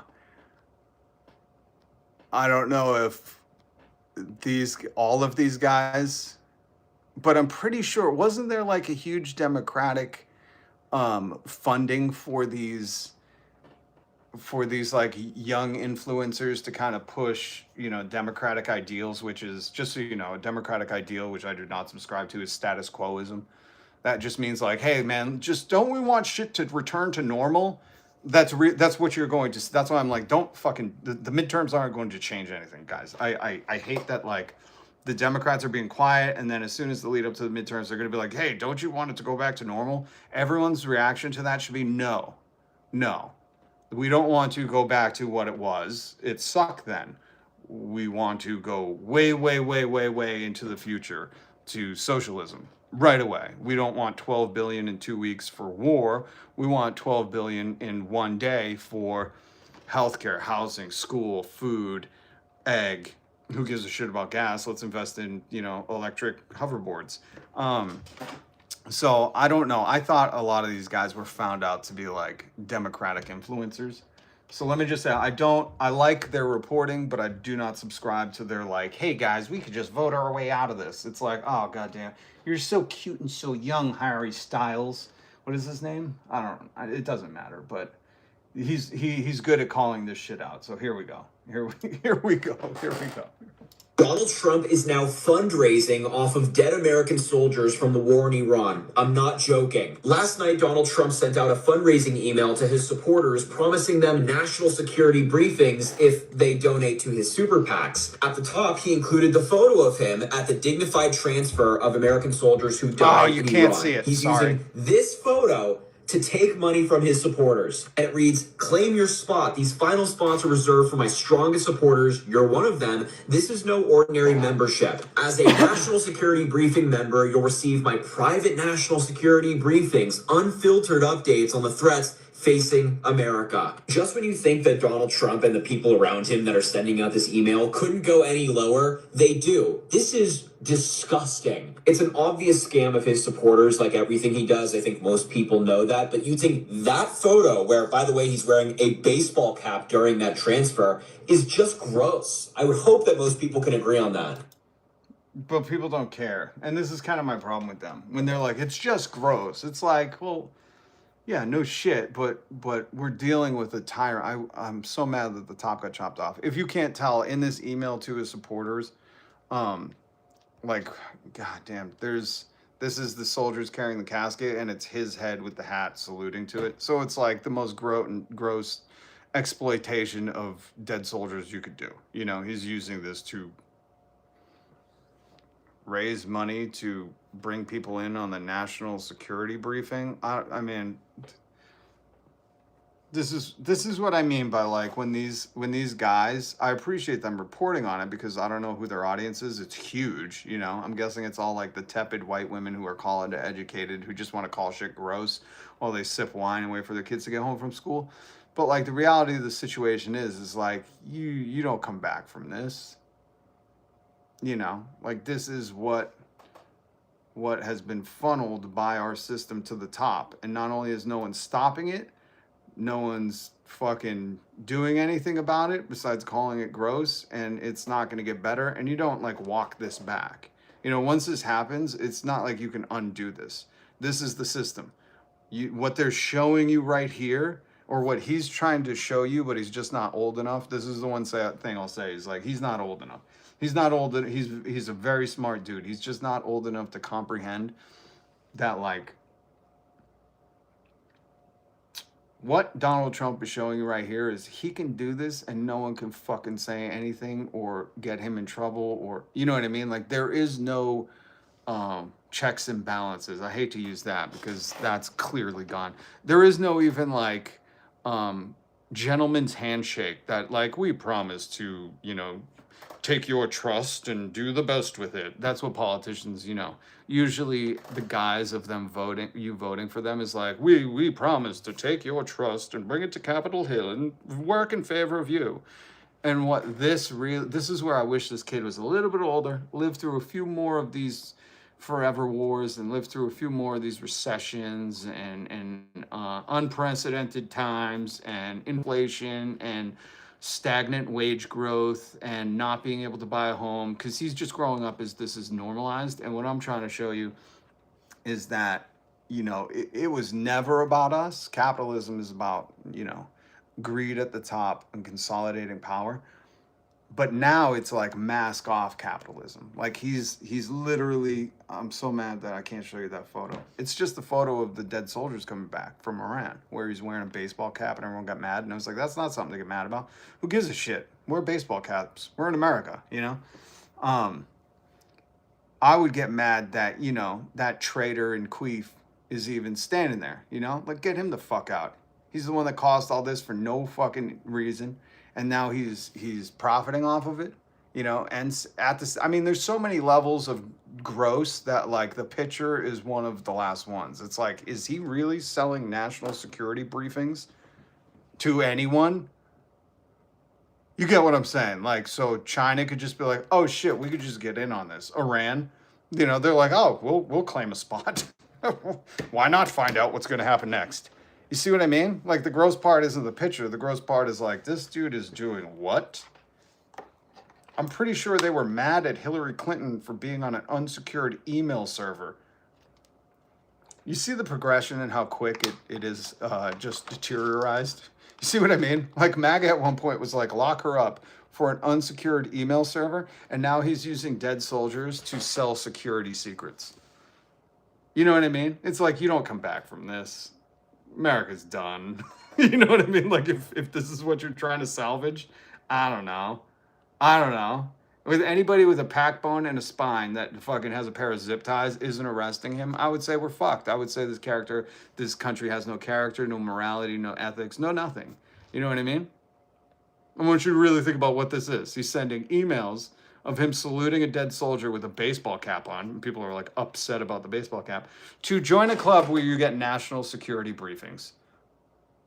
Well, comprehending what we're reading here, the president selling access to security briefings. But it's the hat. But it's the hat and the photo. Yep. I would say the whole package has gone rotten. You know what I mean? It's one of those things where you're like, I don't know. This is one of those things where, hold on. I think we got a word for it. Hold on. We have a word for it. We do. I promise you. Cockwomble. That's it. I think we have a word for it. I think we have a new word for this. That's an old word across the pond. Cockwomble. Yeah. That's what this is. Oh, thank you, Steffelson. Yeah, get that fucking uninformation out of here. If you're going to try to uninformation about socialism, my comrades will shut you the fuck up, because that's just not true. We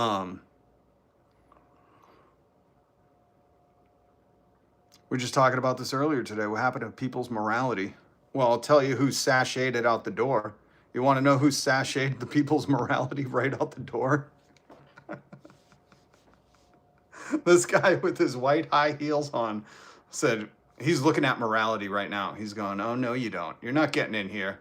Feather boa, let's go. Sashay, sashay, sashay. What's up, Melody Fibo? He was spamming. Well, he also had a broken peasant brain. He had the old cocoa melon knob, you know? Oh, no, I feel like he's just right, heels. Aren't those just right heels? The funniest thing to me is, like, if we could just dive a little deeper into this, I really want to... Is that a Tommy Bahama hat? What the fuck? That's not even a proper cowboy hat. You know, like, what kind of cowboy is this? I think this is a Bermudian triangle cowboy, you know, during Pride Month, which nothing wrong with that. I think it's flamboyantly fantastic. But I would just say, if you know anything about Kid Rock, aka Epstein Island, that dude has a custom tailor, which in itself is hilarious if you think about this. So I just want you to imagine, because you can't buy this at Walmart. I know. You're like, no, I'm pretty sure I saw that jacket at Walmart. No, you can't. Not with that kind of bedazzling, okay?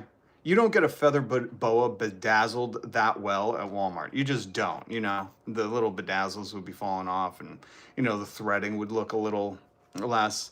And, you know, I'm just thankful that not many bald eagles had to die for an official feather boa. I'm just happy that, you know, it's like the pleather, you know, when they're like, this is not real wool or real fur. You know, that's what Kid Rock, he was being economically and environmentally conscious here. He wasn't going to actually scalp a bald eagle for that feather boa. But he did, and I want to make this point, he did call his custom tailor and give this design. I just want you to think of Kid Rock picking up the phone, being like, yes, get Sassy Billy on the phone, please, because Sassy Billy is his custom tailor. Please get Sassy Billy on the phone. Excellent. Sassy.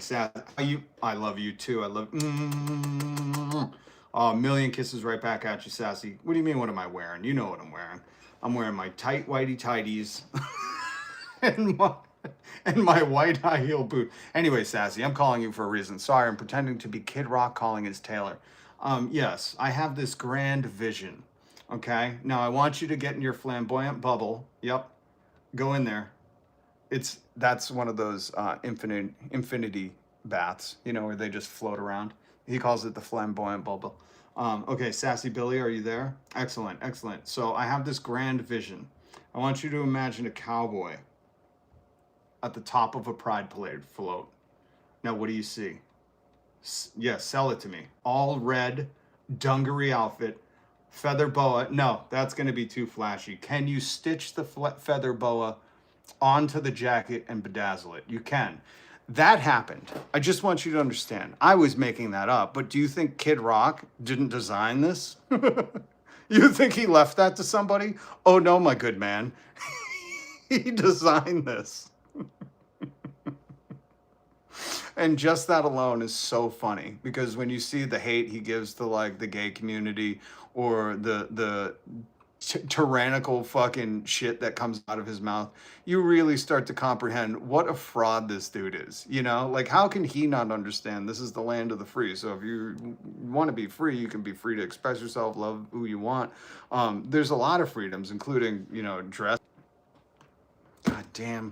Goddamn internet. Goddamn you, internet America. Ugh, exhausting. Where's the nearest closed Ringling Brothers circus? Hello, P.T. Barnum? I need Ringling Brothers on the phone ASTAT. I need an outfit. This is... What is he going to do after this? Audition for the Ringling Brothers circus? He's like, listen, I would like to be the fucking... What is it called? The guy who leads the the circus. Oh my God. It's APAC trying to silence us. Sardion, you know how many APAC ads I see on everything now? It's like, guys, comment. You've lost the culture war. All right? We're on to the class war. Well, Brian's very jealous. Brian can't do a live stream because, you know, MAGA, they can't show their face, even though, you know, they're the safest people of all. You know, that's why the Epstein Army, aka ICE, the Chode enforcement, they don't want to show their face. So, Brian, it's okay, man. We know you're scared to show your face and stout your beliefs, but we won't hold it against you, man. We want everybody to have free healthcare. I show my face. You have a career. So what, Brian? This is the funniest part. You have a career, so it would be damaging for you to agree with this cockwomble and this cockwomble? Well, that says a lot. It says a lot. Brian, we should look into who you are and find out if your career knows about your beliefs. Or were you one of those in the closet MAGA? That's even funnier to me. The people who have to be in the closet about their beliefs with MAGA. Again, Brian, you're not doing yourself any alpha points here, and I am keeping track. Hold on, Brian. Negative 4,000 alpha points. I'm going to report to Joe Rogan. I hope you know that. I am going to report to Joe Rogan, Brian, that you are now at negative 4,000 alpha boy points. So you are not going to be able to watch his next live stream where he does a cold plunge. And we know you love that, Brian. It's so funny when people are like... I can't show my face and say I support this administration because I have a job. God damn it. It's like, you're such a hate mongerer. You can't even fucking let your job know. Man, you should go work for ICE, Brian. There's a career. I heard in fucking 40 years you get like $2,000 or something.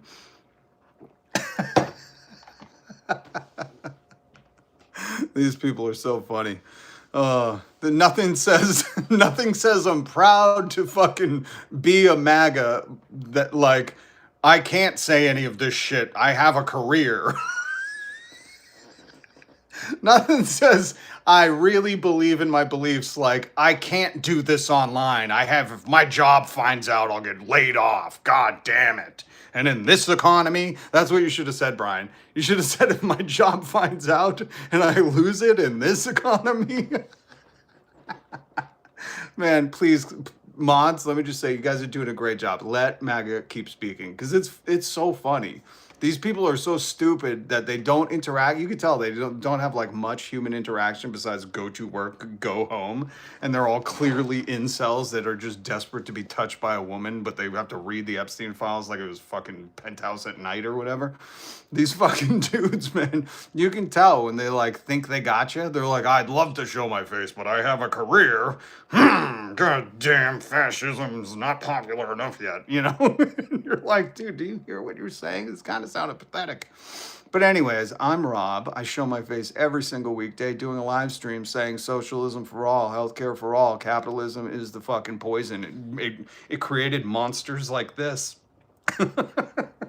I want you to have free healthcare, a 3-day work week, 15 hours total, $66 minimum wage, a maximum wage, no more billionaires. We tax them at 100%, and all of that money goes to our healthcare and housing and food and affordability and all the things that MAGA wanted. They were all populist just a little while ago. So yeah, if you want to subscribe, and if you just want to, you know, bitch and moan that people are like, this country sucks, you know, this guy's in the White House, like, are we getting punked? Is Ashton Kutcher over there? Like, this is the guy who's in on the war meetings? Remember when he was bragging about that with Tucker Carlson? You know, I'm like, I don't know. I wouldn't call us a serious country. You voted for a cockwomble. I don't know.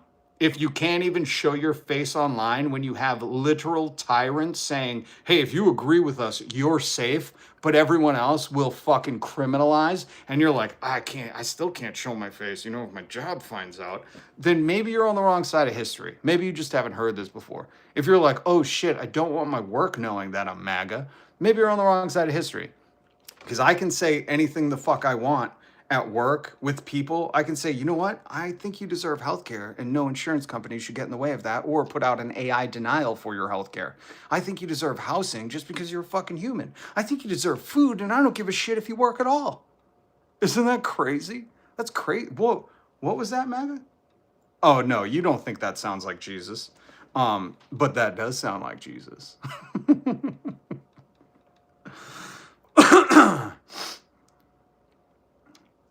I love the people who are like, why don't you talk about Joe Biden? Listen, if he was purging us into fucking war with Iran for no reason and inviting this Fruit Loop into the White House, I would.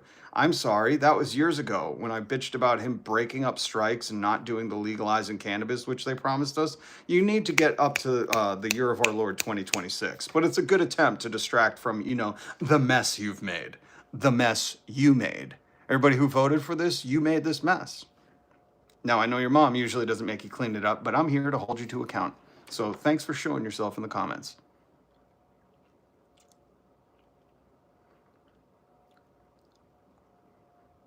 Who's paying for the food? Appalachia. Come on. You guys in Appalachia are smarter than that. I've already said, we're going to tax billionaires at 100%. And you know how for years Republican TV fucking pundits would go on and be like, oh, if you can't afford a house, why are you going to buy a coffee every day? Why are you buying avocado toast? Because those things are usually a down payment for a house, you know? And they're telling you don't buy a new iPhone. Well, we're flipping the script on these bitches. We're going to say, if you can't afford to live your life on $999 million, maybe you're living outside of your means. Maybe, Jeff Bezos, you shouldn't buy a second or third yacht. Maybe one trip to Ibiza. Okay? Okay, guys? Maybe no more Epstein Island trips. Okay? How about that? How about that? How about Epstein Island becomes an exile island where we put all the billionaires who want to complain about being taxed? So Appalachia, if you missed it, we just tax them at 100%. There should be no more billionaires. And if you think they can't live off 999 million, well, guess what, Appalachia? You're doing much better with much less. Okay? So there's some hope for you. Now are we all good? Now are we all paying attention? There are some severe, some cases of severe bootlickitis where these people are delusional, where they're like, no, we need to have trillionaires. How will we have a job again? And it's like, oh, stupid. They're exploiting you. Dummy. They're undervaluing your worth, you know? They're siphoning the fruits of your labor. Anyways. R.I.P. Joe Rogan. Well, his brain passed away a long time ago. He got that severe case of bootlickitis as soon as he became a 100 millionaire. We made the billionaires rich. Thank you, animal spirit. That's right, we did. You think they work hard? You think they work hard? You think Elon Musk, who tweets like 1,000 times a day and is the CEO of like every company, works hard? Okay, set an alert, and every time he tweets, you tweet from your job. I want to know if your boss reports back that you're working hard. You know, it's so simple. It's in your face, people. This is what I try to teach you. I try to just take the common sense that they're doing blatantly in your face and go, guess what? They're not hard workers. Oh, you think this guy got in that shape from working hard? He probably has hands like fucking pudding. You understand me? He's a Nepo baby. He used to brag in the 90s about having a golden toilet. Like, these people don't work. You think this is the outfit of somebody who worked hard? Worked hard at what? Looking tacky? Jesus Christ, people. See what you're worshiping? You're like, that's a hard work. That's a work boot right there. Who doesn't have a 6-inch heel on their work boot, fellas, huh? Like, bro, you're obviously fucking, you know, moronic. I don't even know what to call it. Maybe cockwomble? He looks crazy in that suit. I'd say this, send him to the front lines, you know? If you really want to rep America, send him out there with goddamn It's Raining Men, hallelujah. You know, drop him from a plane right to the front lines with It's Raining Men.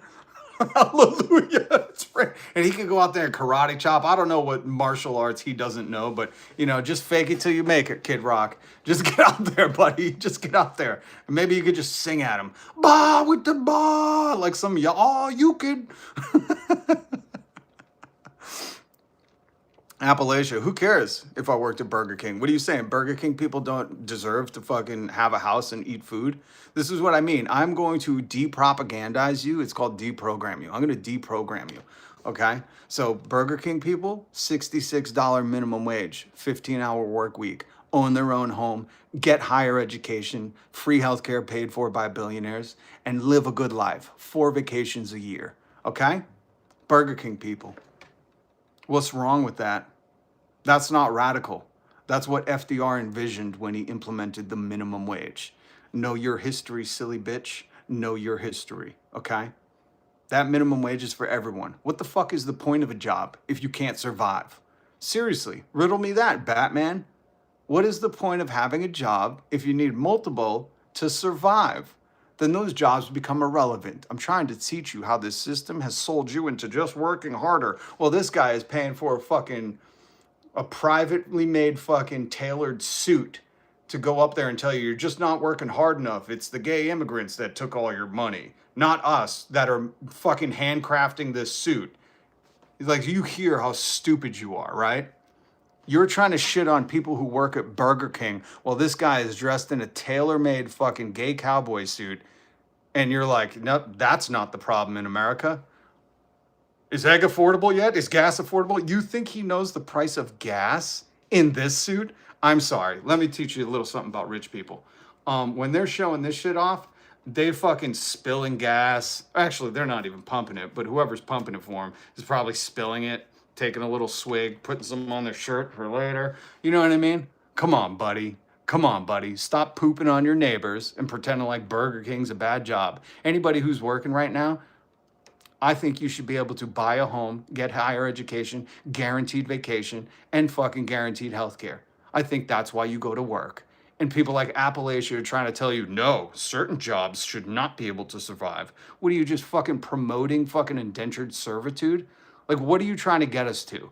Because when you say make America great, but then you're like, let me shit on all the fucking jobs that I depend on, because I'm guessing your diet mostly consists of Burger King. That's why you brought it up. You're like, it's the only thing in my town. Walmart and Jeff Bezos closed everything else. So fucking here, let me defend the people who feed you every day. You know, remember when people used to say they were essential workers, but they didn't essentially deserve to live? You were the fucking plague on society, and the way your brain-rotted fucking mind works is that. I want you to understand that, man, because anybody who works any fucking job, I don't give a shit the caliber. Actually, I do. CEOs, you didn't earn a fucking penny. You exploited it from other people. Read Fortune magazine when they dive into the work habits of the fucking rich CEOs. And they're like, I get up at 5, I go to my private gym, I then have a meditation hour, then I take a private yacht to my fucking private plane so I could go to my first Zoom meeting, You know, like seriously, they bamboozled you, and you think it's the person that's serving you fucking chicken fries down the street that's the problem. Give me a fucking break, man. Especially these people who are like, oh, just work harder. Like, you never worked a service job. You know how brutal and fucking unthankful those are? You should have some more goddamn respect for fucking service workers, Appalachia. All right? You fucking cockwomble. And we learned about that word today, folks. Kids, this is an educational show. Cockwomble.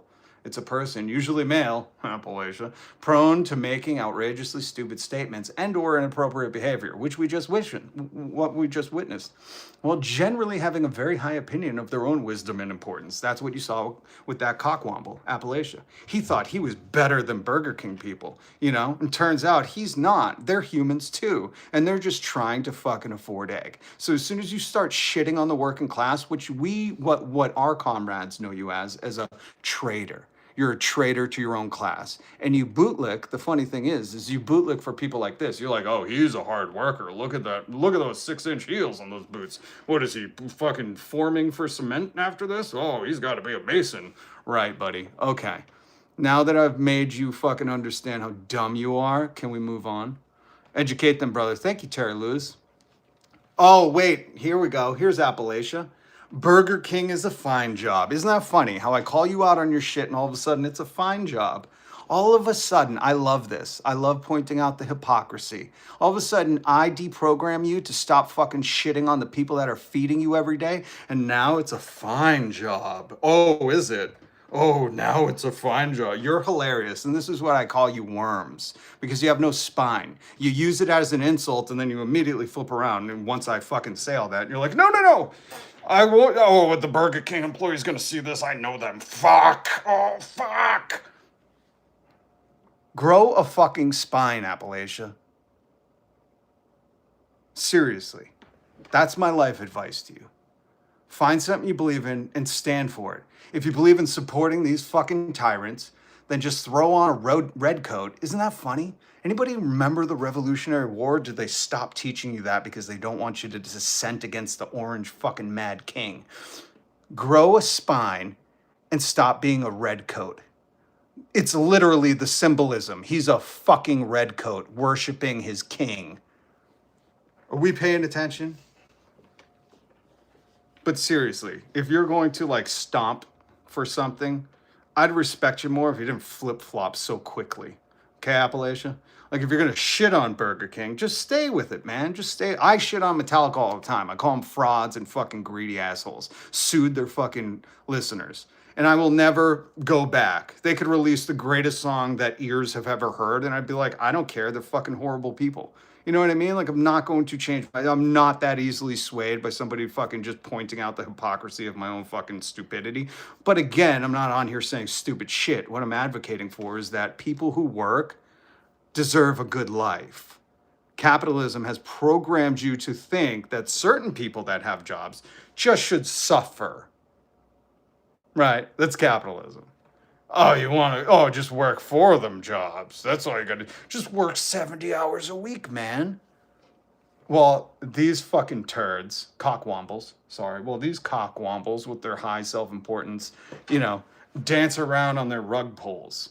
Give me a break, man. Give me a break. Appalachia. You are a fucking CIA informant if I've ever heard one speak. It's us, the peasants, against them. We understand that. If you're trying to fucking take shots at me, you don't understand that. Okay? I embody that shit. That's all I talk about. That's it. That's what this commentary is I bring you the fucking class war every day. This should be called the class war. I'm not Tim Pool trying to tell you about some culture war that a green M&M's going to read a Dr. Seuss book and all your fucking pets are going to go gay and that's where the money went. No, I'm not. I'm trying to fucking spell out that when they dress in a red coat and call this guy a fucking king, it couldn't get any more clear than 250 years ago, ironically, on his fucking jacket. You wonder which side was he on? Which side are you on? Which side are you on? You know what I mean? Like, the symbolism is there. He calls himself a king and he's got a red coat. Or are they not teaching the revolution anymore? These used to be the bad guys. And now everybody's like, don't insult him. He looks beautiful. Ugh.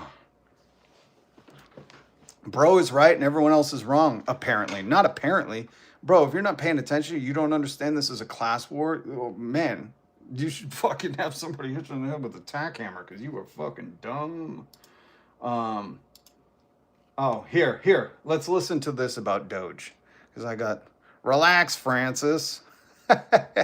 Never will my people suffer. Remember, gradual change means death. So every day somebody is, not getting access to the healthcare that we have in America because some CEO at some fucking United Healthcare wanted to send an AI denial claim. Every day that's happening. 68,000 Americans die every day from lack of access. Not that they didn't pay into it, but they can't afford it. You understand me? This is not a first world nation when you're letting 100,000, how many 9/11s is that? 20,000 9/11s happen every year because of healthcare. Because you want to stop for a system that is provenly fucking poisonous to the people. You know what I mean? I won't relax. There's good people losing shit every single day, and I will speak out against that forever. Forever. Sandlot. If you know, you know. All right, here's Doge. They call the deficiency. Young, unqualified tech bros were handed access to the most sensitive federal systems in America. They fired cancer researchers, nuclear weapons handlers, food safety inspectors, and IRS auditors. Over 350,000 federal workers have left payroll since January 2025. Hold on one second. Who said that? Speak your stuff, Rob. Crawled out, fallout. Thank you. Let me take a second to acknowledge the good comments. Weeping Angel, good to see you. Dementia J, Frump. Nobody got fired. Man, and this is the other thing. That's just uninformation. You are uninformational. You understand that? And here's the thing. We don't buy into it.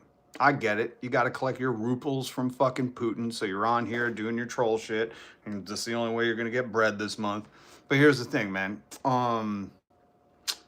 People that are fired are like vocal. So you can try stupidity here, but here we like to critically think. Use common sense. At the National Labor Relations Board, Doge disabled security monitoring, deleted access logs, and extracted 10 gigabytes of case data. Within 15 minutes of creating new accounts, over 20 login attempts arrived from a Russian IP address. Oh, my goddamn internet. I remember that. And they were basically giving it up to Putin because he's got that blackmail on Trump. Hold on.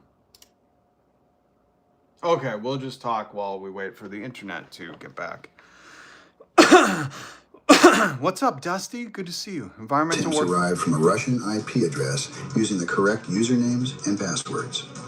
Doge asked not to be logged.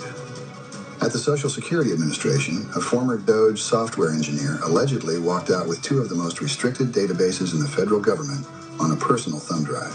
On a personal thumb drive. We just talked about that. Was it last week? We reported on that. Personal thumb drive. These 20-year-old noobs. Look at this. Looks like a goddamn, what's his name? Richard Spencer. This looks like Richard Spencer's older brother. This is unreal. And if you know anything about Elon Musk, he's not hiring the best. Go read about his fucking gremlin fucking Cybertruck or whatever it's called. What was the inflammable, the most flammable? The thing that if you hit it from the back. I mean, the guy created a fucking new version of a fucking gas bomb, on wheels that locks you inside. Like, this dude isn't good at hiring people. His only talent is grifting on morons who think he invented something. He hasn't. The files cover over 500 million Americans, including social security numbers and citizenship records. You can only hope. This is one of the times where, I don't hope for bad. I'm a revolutionary optimist, so I want good things to happen. But this is one of those times where you're all the people that support Elon Musk, you really hope this is their stuff that he took. Because they need to find out. You know what I'm saying? The people who really support Elon are the ones who need to find out. They're the ones that need to understand that if he took their data on a thumb drive and does whatever with it, they have no recourse. Oh, what are they going to go to the courts? They're going to call the police? I can't wait for them to find out. I can't wait, you know? And this is one of the things, because as soon as they find out, they're like, oh, that guy on YouTube made a lot of sense. Yeah, we have no recourse against the billionaires. Oh, you think your little issue is going to get solved? I have some news for you. There's Epstein Island fucking co-conspirators that are getting away with it. Epstein Island is much worse than this. Everything's been compromised. He allegedly told coworkers at his new private employer he planned to use the data. The Inspector General is now investigating. Oh, and I'm sure in a few years' time, once that data's already gone and done with, they'll rule on that hearing. This is what I mean. The system is broken, folks. You know, if the investigation takes so long that the crime is already over and done with and the damage is done, do we have a fucking justice system? No. No, we don't. I mean, if they want to zip tie the dude who fucking stole that data and fucking raid him like they're doing with fucking American citizens and ISIS right now, if they want to violate his constitutional rights and fucking kick in his door and zip tie him and drag him out and fucking pepper spray him and stuff, then maybe I'll consider that some kind of justice. But until I see that, I would say the system is fucked. He used ChatGPT to decide what was DEI and canceled contracts while struggling to even define it in recorded depositions. That's what this is. If you haven't watched it, they're long and it's painful because these guys are just like, this one is almost hilariously painful to watch. They're repeating back to him what he said, and he's like, I didn't say that. And they were like, stenographer, could you please read that back? And she reads back exactly what they said, and he's like, oh, I didn't mean that. It's like, holy shit, you morons. Was released. These were not efficiency experts. They accomplished absolutely nothing but causing chaos. Wait. No, let's not say anything. Hold on, MAGA, are you still here? What did you do with your Doge dividends check? $5,000. What did you guys do? I want to hear. I want to hear about your vacation, the cool stuff you bought with that Doge dividends check. Oh, wait, MAGA. Oh, yeah, he's definitely got dead eyes. MAGA, I'll wait. I want to hear. Because, you know, Doge was so great, and this person on the internet saying Doge did nothing. But MAGA, share with me what you did with those Doge dividends checks for $5,000. I can't wait to read the fun that you did. Jess, what's up? Good to see you. Love you. Huh. Okay. I didn't get no 5K. Interesting. Interesting. You got paid, Lemony? Huh. 1 to 2 billion per day for war, but none for Doge? Yeah. Or the tariff checks. We can get into that later. Anyways, I don't see a lot of MAGA drugs. I bought all the drugs. Smoking Blondie, the funny thing about that comment is it could be a funny comment referencing the 90s drug war that's still going on today that was just a racist war against fucking minorities. Or it could be like you just affording your health care.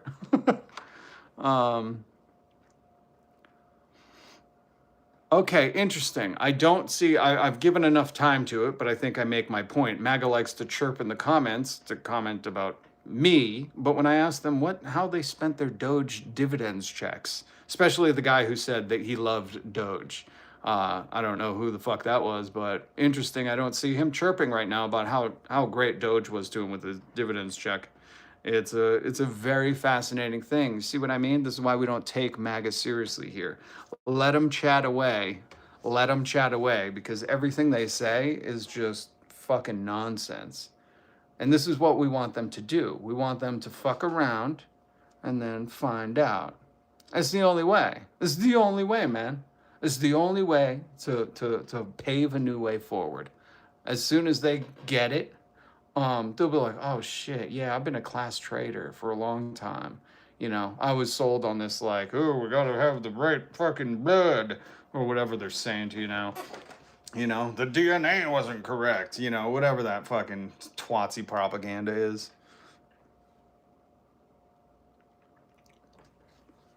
John, what'd you do with your $5,000 Doge check, if you love Doge so much?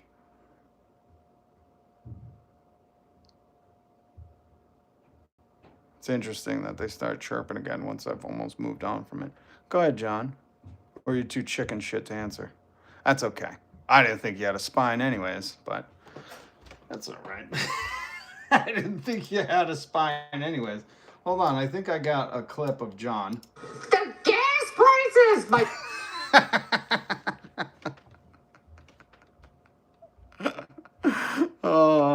John, it's very clever of you to not answer my question, but I'm not fucking a right-wing grifter, so I'll just ask you again. What'd you do with your $5,000 Doge dividends check? Or are you too stupid to fucking, answer directly? Let me guess. Your next comment will be Joe Biden. Again, chicken shit, spineless little worm. That's what these people are. If you can have a man's conversation, if you could be an alpha boy and just have a conversation directly with me, I'd appreciate that. I ask you a question, you answer it. Stop beating around your bush, John. Oh, here we go. Now I love it. Have they sent them yet? John, your check's on the way, buddy. Hold your breath for it. When MAGA sends them, they're not sending the best and the brightest. Sometimes they're sending us scrapers from shithole countries like America. They're really not sending their best. I would even say. Have they sent them yet? I love it. This guy's so into Doge. He's like, yeah, that check that they promised me almost a year ago, have they even sent that? Oh, he's on the pulse, man. I bet John... I moved on her like a bitch. I bet he does. Tell me you're uninformed without telling me you're uninformed. Isn't there like a whole Reddit thing about that? He loved Doge so much. He's so on top of Doge. He's like, did they send those checks? Did they? Hold your breath, John. They're coming. They're coming, buddy. Oh my God. It's so funny. It's so funny too when these people talk about like debt or something. They want to sidetrack. They don't want to back up anything they have to say, and they can't prove that fucking Doge did anything besides cost us money, which that is everything that's fucking come out about them. But they love to talk about debt. But when I say stuff like, guess what? I found $1 trillion. Found $1 trillion from an illegal immigrant from Africa. Ooh. He just got goose pimples. The racism is fucking starting to come out of him. It's like his spirit animal, racists. Elon Musk, only person you're allowed to say go back to Africa for. If we just tax him at 100%, we could get like $1 trillion of that fucking back. We could undo half of the damage Donald Trump did in 1 year. He added $2 trillion to the fucking deficit. None of us saw anything get better for that. Nothing's affordable. No health care. Rich people got tax breaks. But I love it. I love these people pretending they care about the fucking debt. You don't. You're just a racist fucking dickhead. That's it. I don't know how else to spell it out to you, man. And the thing is I've already taken up way too much time with you for somebody being a maroon. When I say, what'd you do with your Doge dividends check? And you said, have they sent those? Buddy, if you're going to be a fanboy of something, come on, man. You got to be on the pulse. You got to be on the pulse, homie. If you don't know, now you know.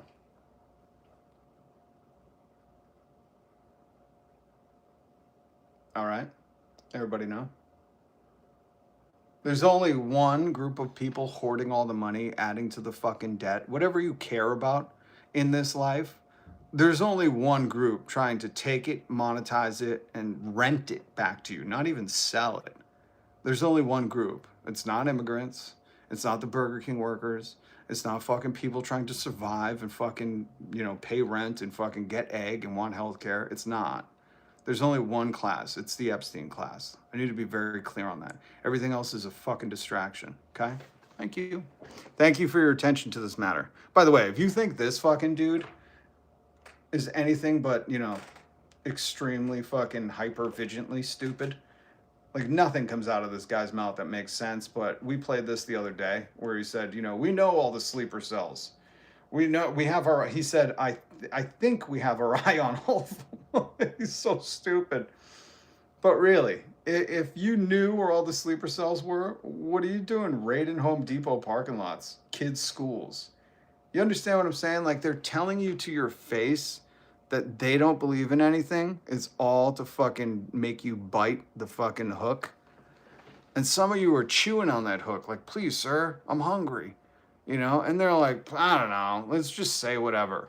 Because if you're like, I'm the president, we know all the sleeper cells, and then anything happens, wouldn't you be on the hook for that? Because you knew where they all were? Why are you wasting the Epstein army going to Home Depots and schools if you know that they're sleeper cells? You know what I mean? It's common sense thinking, folks. It's the thing that you lack to comprehend that this is a grifter with a mouth like a butthole, and it looks like a turd, and lies constantly. You understand? He's also a racist piece of shit, but that's neither here nor there right now while we're talking about cock wobbles. Establishment. Medicare for all would force Americans to ration healthcare. Gallup poll. 39 million Americans are rationing or not taking prescription drugs today because they can't afford high healthcare prices. Medicare for all would save $650 billion. Where's that debt guy? Where's that debt guy? Where's the debt guy? I love this. When the debt people are like shown fucking proof that Medicare for all, universal health care, would save us money, and they're like, not on my tax dollars.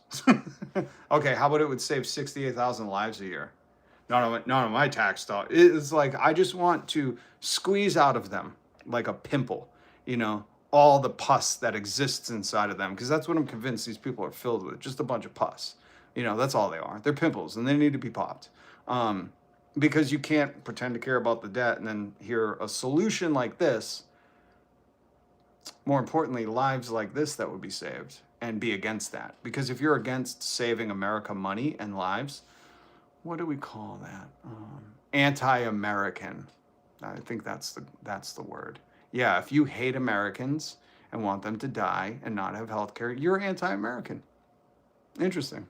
Interesting how that works. Interesting. Anyways, I want to show you this again because this is so funny. This is so good. I believe Donald Trump was sent by God. Why? He run out of locusts? That's a good joke. That's a good joke. You know what I mean? Hold on. Let's get to some more meme news. Oh, actually, no. I have more. MAGA, don't leave. Nobody mute MAGA. Nobody mute MAGA. Okay? This is so great. Well, hold on. Let me get the audio of MAGA. Remember, they made fun of you on Fox Business. This is so funny. They're making fun of you to your face. MAGA's got to be the most pathetic group ever. Whew. Okay. Here's MAGA. The gas prices! And do you know what is going on? Hold on. At MAGA Lago, or whatever you call it. They're bidding on Hermes bags. This one went for $37,000. Well, you're going, the gas prices. This is what's happening at Qatar Lago. Okay.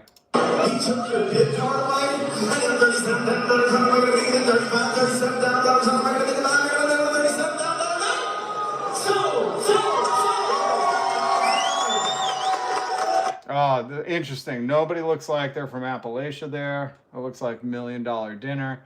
Bidding $37 on a Hermes bag.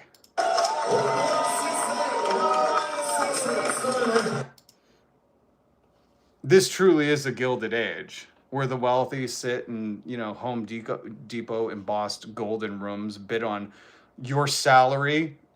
They bid on the salary of a working class American on one bag. Well, they turn around and tell you, hey, man, affordability is a joke. It is to them because they could afford anything. This is why I say tax billionaires into extinction. They shouldn't exist. They could be 999 millionaires, and I'm being generous.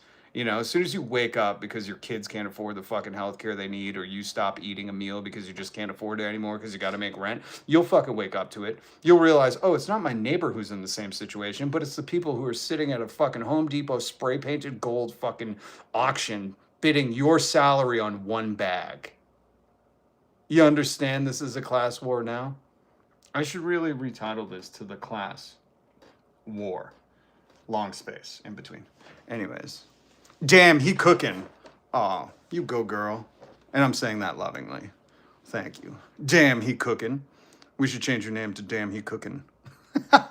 We should change the channel name to Damn, he cooking. What are you cooking today? Billionaires. That's so funny. Somebody will still say that's a W for Trump.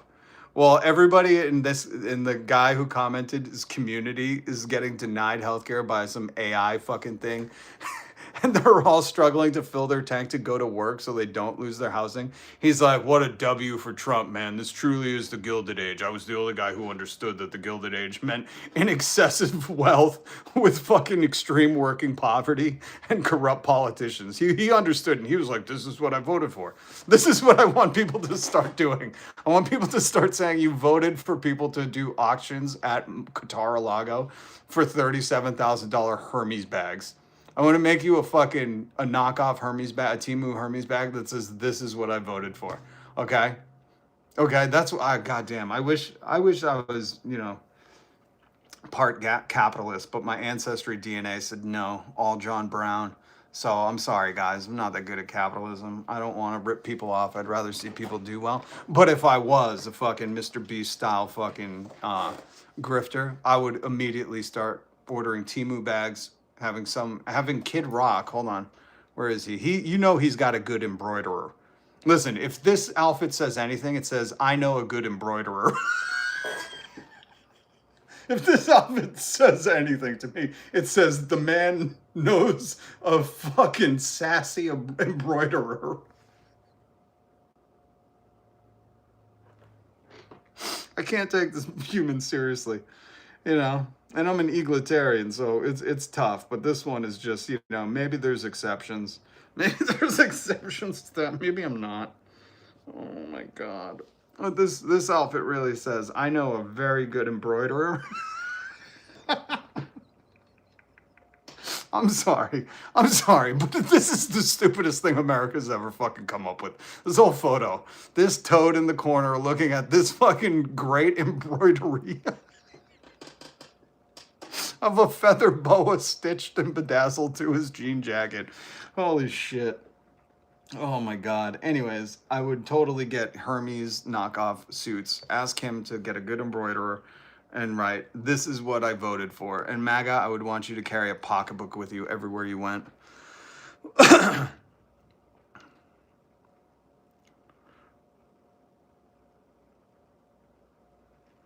That's a wild Florida man. You know what? That is a Florida tuxedo if I've ever seen one. We were trying to decipher if that's a, like the old Canadian tuxedo. If that was like a rural Detroit, a rural Michigan tuxedo. But I think you're right. That is a Florida tuxedo. That says, I'm going to the nice Florida cookout, That's like, you know what this outfit says to me? This outfit says, honey, put on your Sunday best. I rented the alligator farm for my birthday. That's this kind of energy. This is totally, hey, what's up, Nathan? Good to see you, man. Good to see you. A Qatar-a-Lago tuxedo. I don't know. I think this screams Florida, This is like if you were going to get married at, Big Bertha's alligator farm and have one of the biggest alligators being your ring bearer and you paid extra. That's what this suit says. This suit is screaming, I'm feeding chickens to alligators later and nobody's stopping me. This is like, this is an This outfit says, I'm Joe Exotic's understudy. This is either Joe Exotic's campaign manager, his lover, or his understudy, or all three in one. You know what I mean? Like this outfit gives off very particular vibes.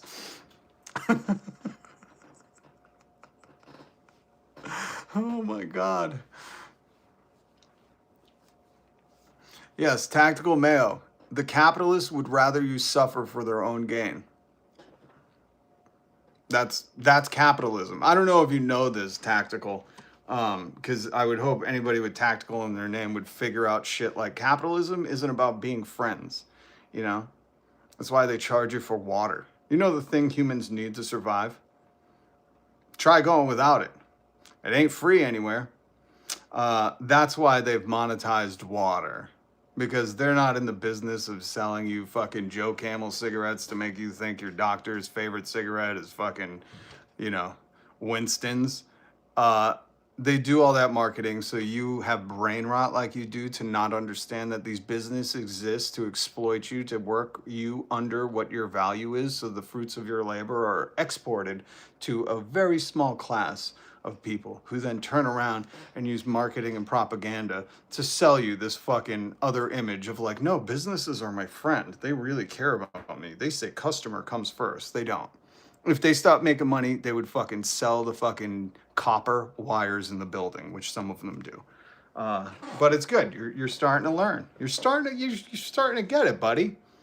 Or did you and your friends go into business and you're like, guys, everybody pinky promise. We're just friends and we're just going to make friends. And that's it. You understand that they don't give a shit. You know, that's what bosses are. Or are you the guy who's like, no, I love my boss. He underpays me just right. That's why socialism gets rid of the parasitic class, my friend. Read Marx. Just read Marx. We need you to understand more about the class war. It's a beautiful thing. Or read Terror, Virtue and Terror, Robespierre. Read some of that. This idiot above thinks we're Democrats. Oh, God. Please don't call us Democrats. We are the far left radical woke mob that all the politicians warn you about, because we come out from under your bed when you go to sleep and try to sprinkle healthcare on you. You're thinking they could read. That's their first mistake. That is. I'm very sorry. Good to see you, pirate. Good to see you. This country does suck, and never be scared to say that. That is your God-given right. You know, kind of. Not really. We don't have rights in this country. I love people who are like, you got free speech. All right, America sucks. The system sucks. It's fucking exploiting people and allowing people to die, and gradual change means death. And they're like, oh, you hate America. What do you love about it? Tell me. Do you love AI denials when you need a surgery? Do you love waiting until after you die to get that fucking denial from your healthcare provider? It's so funny. Do you love an election where people voted on egg? The guy literally, this fucking toad, came out and was like, I got concepts of a plan. And people were like, who gives a shit? Can you do egg? It's like, this is how stupid we are as America. Nobody even entertained a fucking healthcare debate, and they went directly to egg. Like, that's terrifying to me. It's so, like, there's no hope, you know? Like, this system is just rotten to the core. If you've convinced people that healthcare concepts are fucking way less important than egg, I don't know what to tell you, you know? Because here's the thing. If you can't afford egg, you're going to have to get some healthcare, man. Rob Taylor, I love the comment. Maybe it's time for you to leave. Here's the thing about America. There's always been traitors like you, anti-fucking Americans, who would wear a red coat and tell you just be loyal to the king or get out. And then there's true Americans like myself and my family and the comrades in here who say, fuck you. We're going to fix this shit. You were the dude during the civil rights screaming at little girls who just wanted an equal, fair education, saying, oh, if you want that, why don't you just get out? You're a hideous monster to the American people, and you're a status quoer, and we don't support that here. Do you understand what I'm saying? That every time through history where people push for better, your answer was, why don't you just leave? You wouldn't even be enjoying the benefits of this America if it wasn't for those people, so kind of fucking hypocritical. But anyways.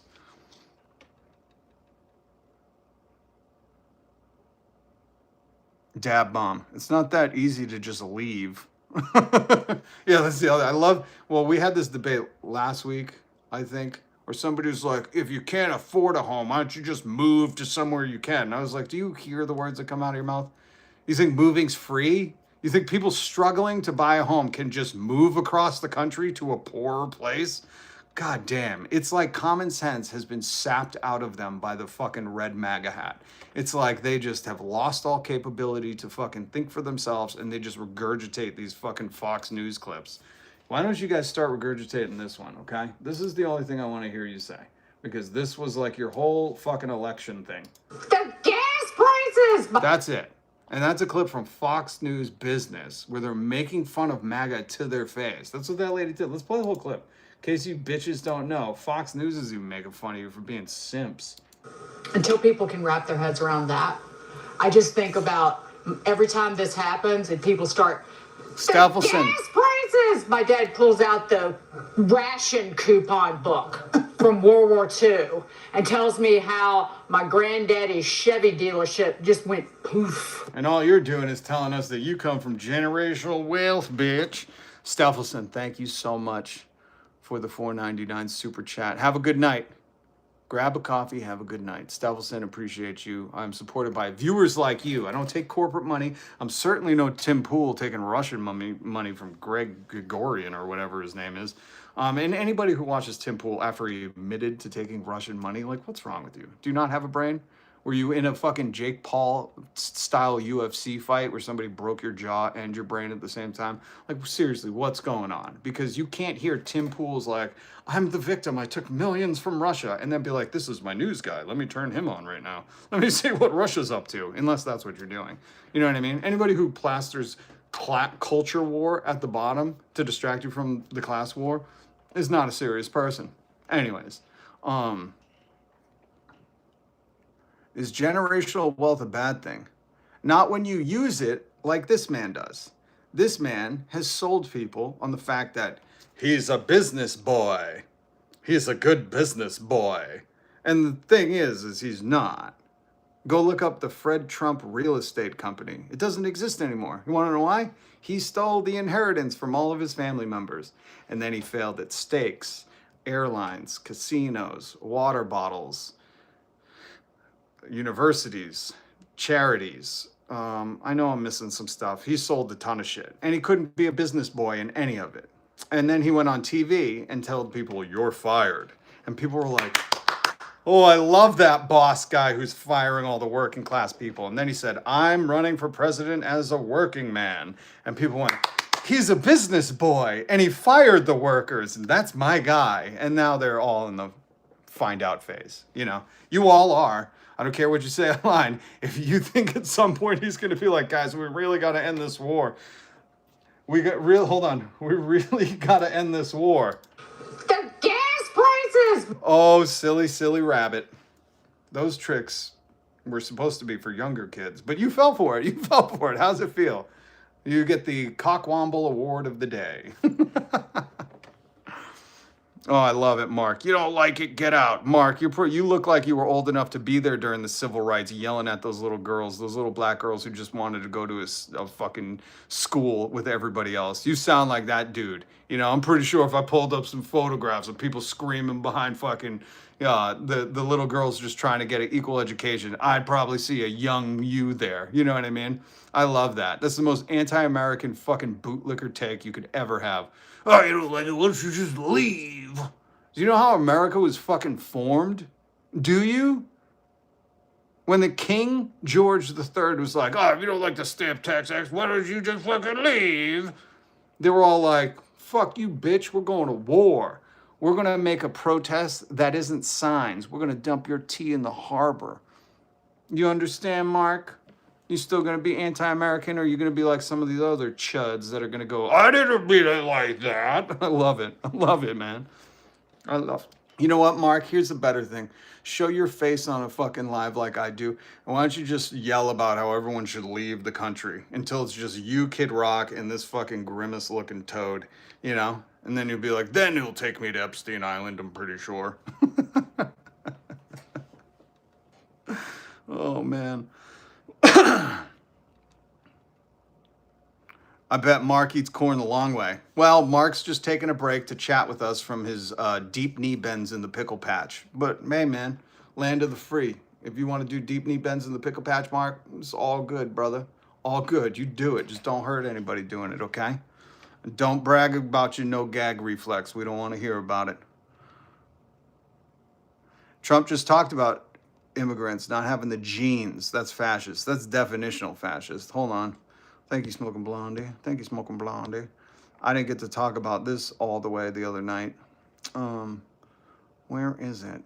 Where is it? Hot Pockets. Hot Pockets. They studied, the Twatsies studied American racism, and they were inspired by that stuff. So you could read about this. Here's the beautiful thing. If you're in my live stream, that means you have access to the internet and you can look this shit up on yourself, you know? You don't have to be like, that. How is that fascist? How is that? You could just say, Google, I'm stupid. Please tell me how that's fascist. And Google go, okay, dum-dum, would you like that painted out in crayons for you? And you go, that's a little above my pay grade. Could you just please stick it to me in a nursery rhyme? You fucking idiots. I love these people. They're so dumb. And that's the worst part about it, folks. The worst part is like when I was growing up, I'm older, okay? So when I was growing up, we had to walk. My buddy used to call it the Ankle Express. We used to take the Ankle Express down to the library, and we'd have to open these things called books. Not digital vaping books, but books. And we'd have to go, and that's how you'd have to get smarter. Or you had to take the Ankle Express to your friend's house who had older people home at the time, because we were like latchkey kids, so we weren't really watched that much, and we just kind of roamed feral. But it taught us a lot, okay? It taught us a lot. And then you'd ask an older person, you go, hey, older person, what is this? And they would tell you, you know, and you had to either trust them or find out the hard way and repeat it in a crowd of people, and the crowd would be like, that's what you think that is? Boo, you suck, stupid. You know, and that just doesn't happen nowadays because these people go on the internet, think they know everything, and then cockwomble their way into actually finding out. It's what we call the internet FAFO. Jump 5 times for $100? Yeah, Gary, just throw up that $100 and then you'll see it, buddy. Again, I'm trying to teach MAGA how not to be stupid. Jenny, you're still a young head in my eyes, okay? I like to look at everybody as older and younger at the same time so I could just learn everything.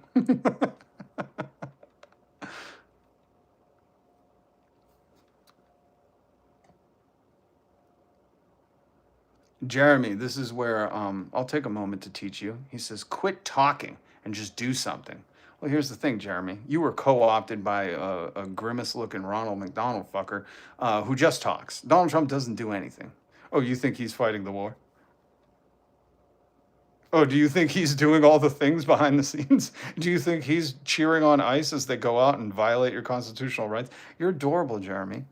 Talking is the first part of organizing. That's what I do here. If you want to hit subscribe and you want to join this class war, go ahead. We are the vanguard. And I do it every single day because it's important. That's why animals can't communicate like we can, and we can. That's the beginning steps to organization. If you've never learned, you should start a union at your work. If you have a job, start a union. Look into organization.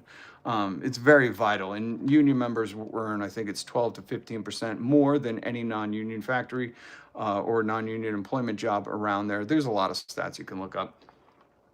But the thing is before you do something, you got to organize. That's why you hear all these Republican talking heads go, they look well organized. And I've always said, have you ever fucking tried to meet a group before?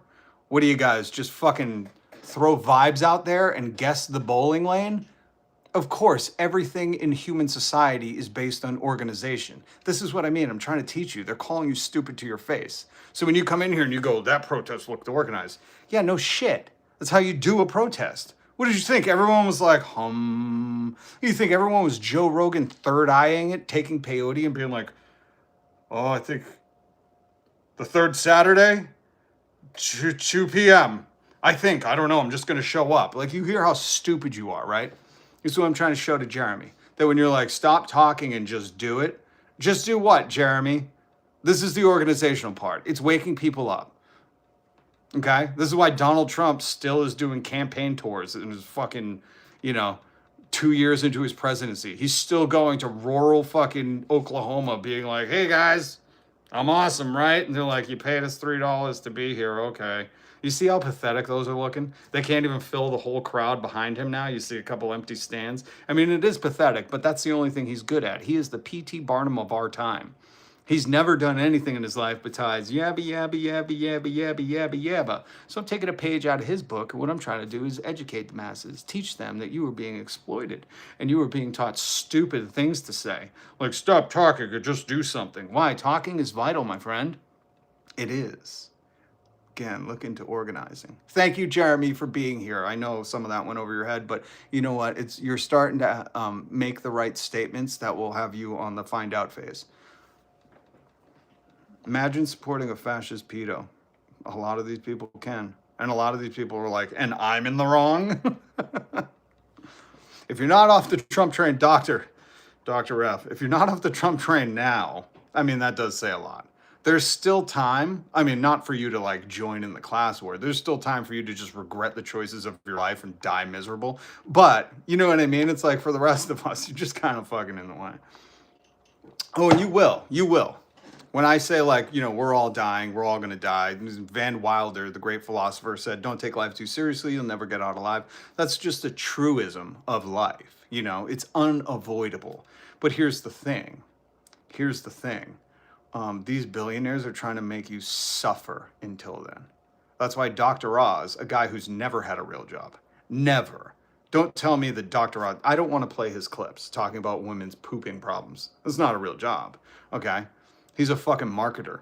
He's a fucking salesman, But Dr. Oz was on TV telling you just not to retire. Well, at the same time, Pam Blondie was like, how's the Dow?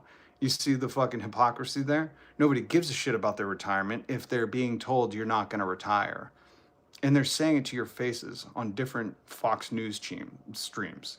One is probably like Fox C-SPAN and the other is like Fox the Ocho. No one gives a shit anymore. All the media is owned by billionaires.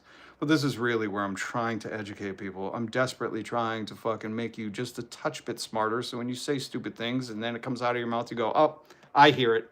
I hear it. No. Yep, parents raised me wrong. Okay, yeah. No, I totally get it. I'm stupid. I'm sorry, everybody.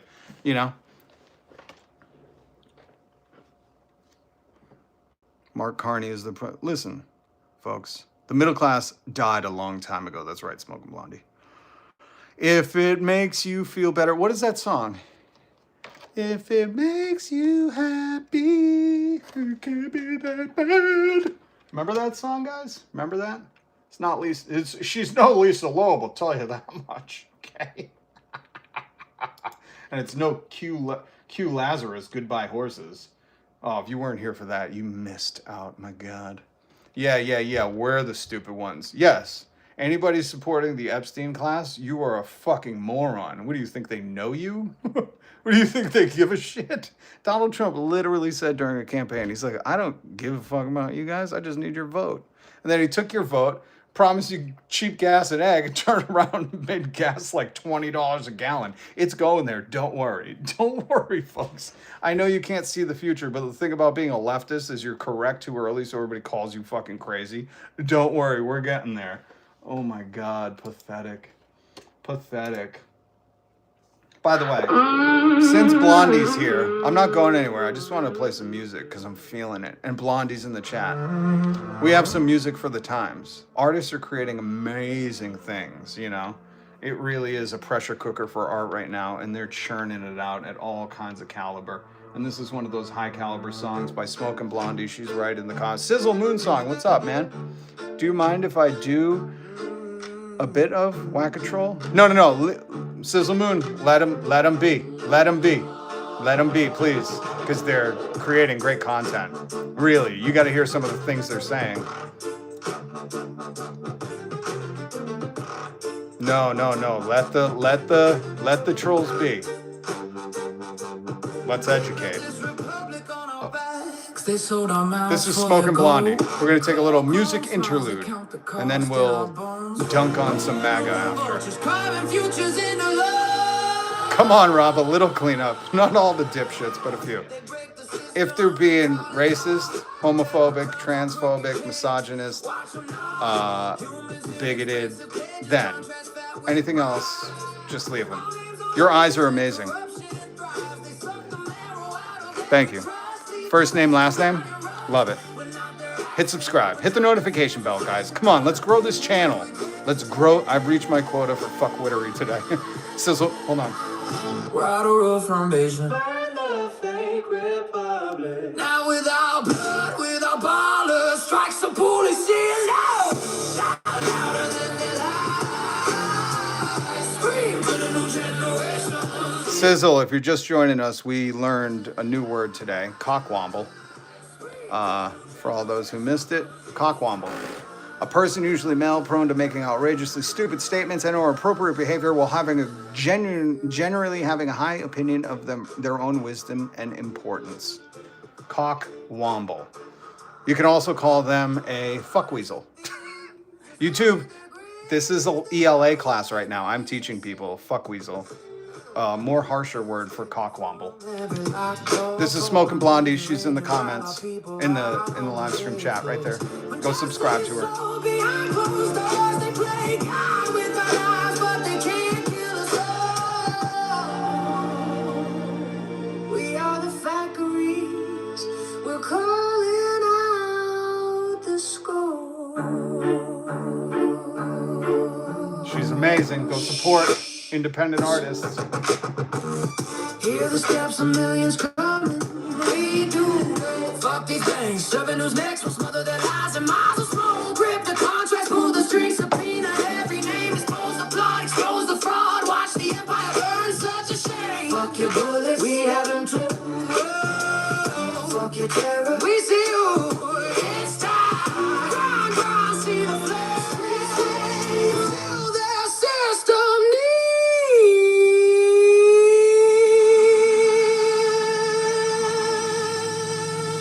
Amazing. Sweet, sweet March, this is how we steal it back. They murder, push us to hate, but now we strike. Rattle their fucking foundation, burn it up. Whose blood this time and call me strike. Shout louder than their lies. Scream for the new generation. Yeah, there we go. Just up to Blondie. Shout louder than their lies. Scream for the new generation. It's time. Shout louder than their It's Blondie. Can you make a comment so William can click your name and go subscribe?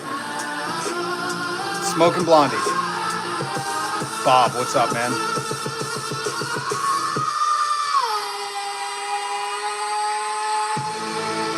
Oh, somebody's confused.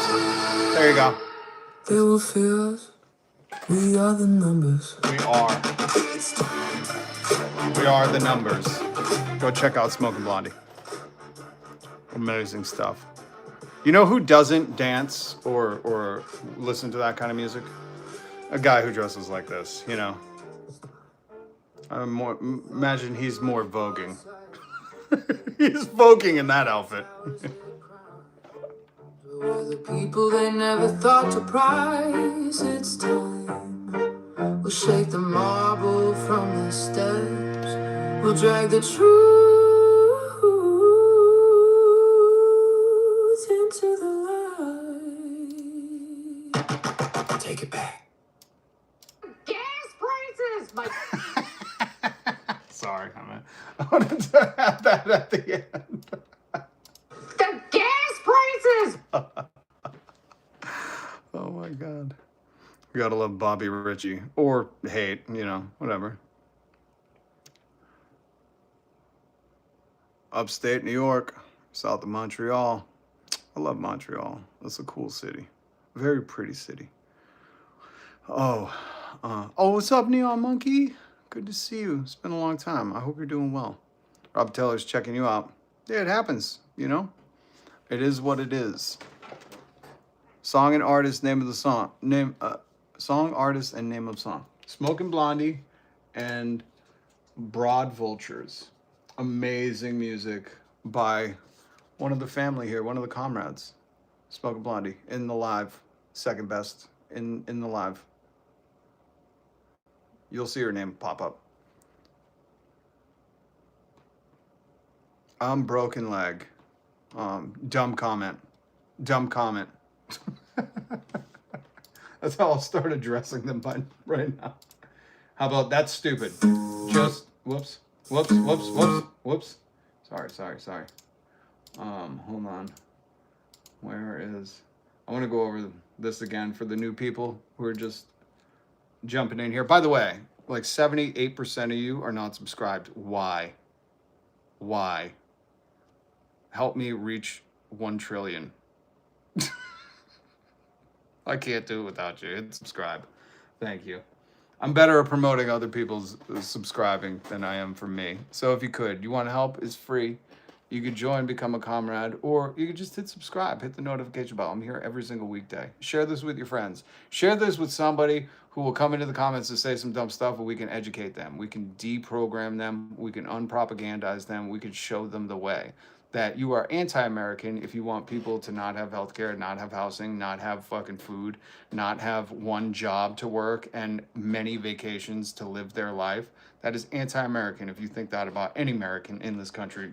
Immigrant, non-immigrant, native-born, indigenous, I don't give a fuck. People can find within this fucking imaginary made-up line that you want to suffer because of some, fragile ego that you embody. That's anti-American, okay?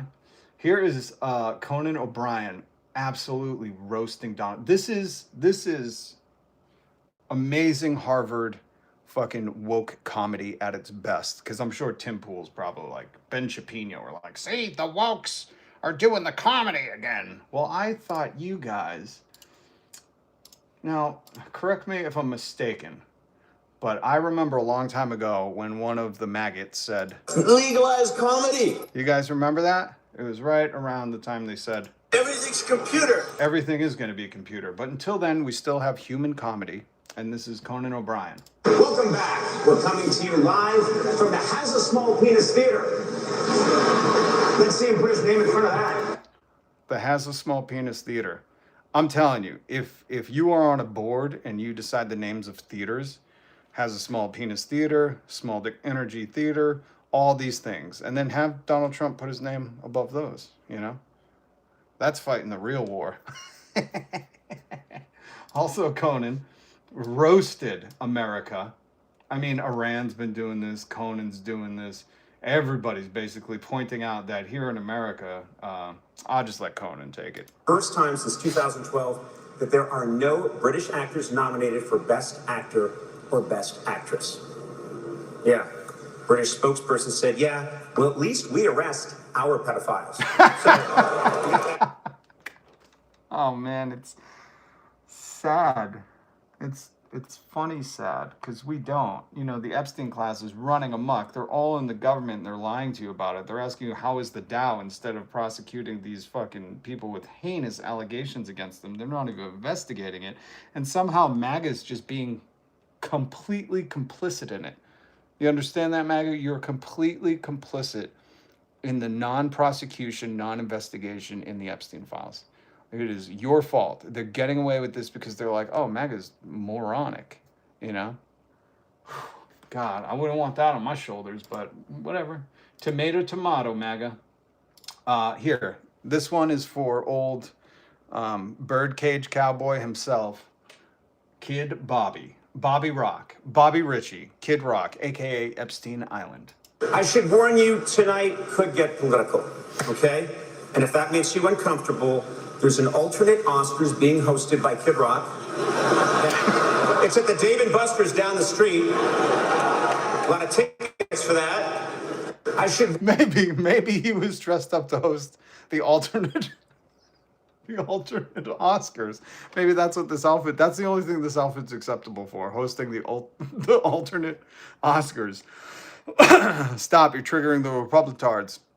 I know. I can't help but trigger them. They're all thin-skinned, need a safe place to, they need a safe space. Subscribed. Loba Kaya Maka Oyate. Amazing name. I'm sorry if I butchered it. Thank you for subscribing. And hopefully I can learn to pronounce it one day. Just ask Sardyon. It took me like weeks to pronounce his, so it's never out of disrespect. Unless it's a MAGA, but you're not. Then MAGA, full disrespect counted. But no, for you, it's an amazing, amazing name. What does it mean? Please share. I love being educated. That's what I want to hear MAGA more saying more, Please explain more. I love being educated. Instead of them cheering. Mind you, I play this clip from time to time, not because it's funny, but because it is fucking horrifying. That when Donald Trump said, I love the poorly educated, I want you to listen at the end of the clip. You hear two broads. You know them. Everybody's seen them at a concert. The woohoo broads. The woohoo! Had one too many $18 Chardonnays. Listen to the end of this clip. This is MAGA cheering on their own stupidity, their own insult. Educated, I love the poorly educated. Woo! If someone came to your house and was like, oh man, I hate everybody else, but I love being here. I love the poorly educated. Would you clap for that person and be like, get the fuck out? That guy came to their state, this grimace looking turd over here, came to their state, called them poorly educated, and they went, woohoo. Remember, he don't like the radical left. He don't even like Democrats. He don't like liberals. He hardly likes his own kids, except for Ivanka, which we've heard the comments he made about Ivanka. So it's pretty insane for him to say, I love the poorly educated, and those idiots cheer it on. You know what I mean? Oh, wait a minute. It's always bird law? With a name like that, you got to meet our other person, Charlie Kelly, who comes in here. I assume you're a bird lawyer. Do real Twitch. Listen to me. This is the propaganda speaking in you, okay? Get it all out. Flush it out, man. I need you to do a deep knee bend in the pickle patch and cleanse yourself of this. Are you red or blue? I'm neither. I've never been part of either party.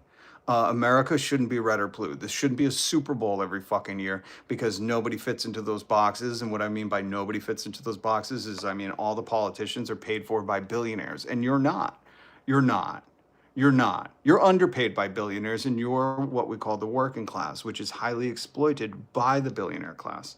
So you should step outside of that system, and as soon as you do, you'll realize that it's fucking broken, and when institutions fail, we don't reform them. We don't build back better. We don't status quo this shit, which you're going to hear the Democrats say, mark my words, in a few months. Don't we want to go back to some kind of normalcy? This is crazy. No, what kind of normalcy?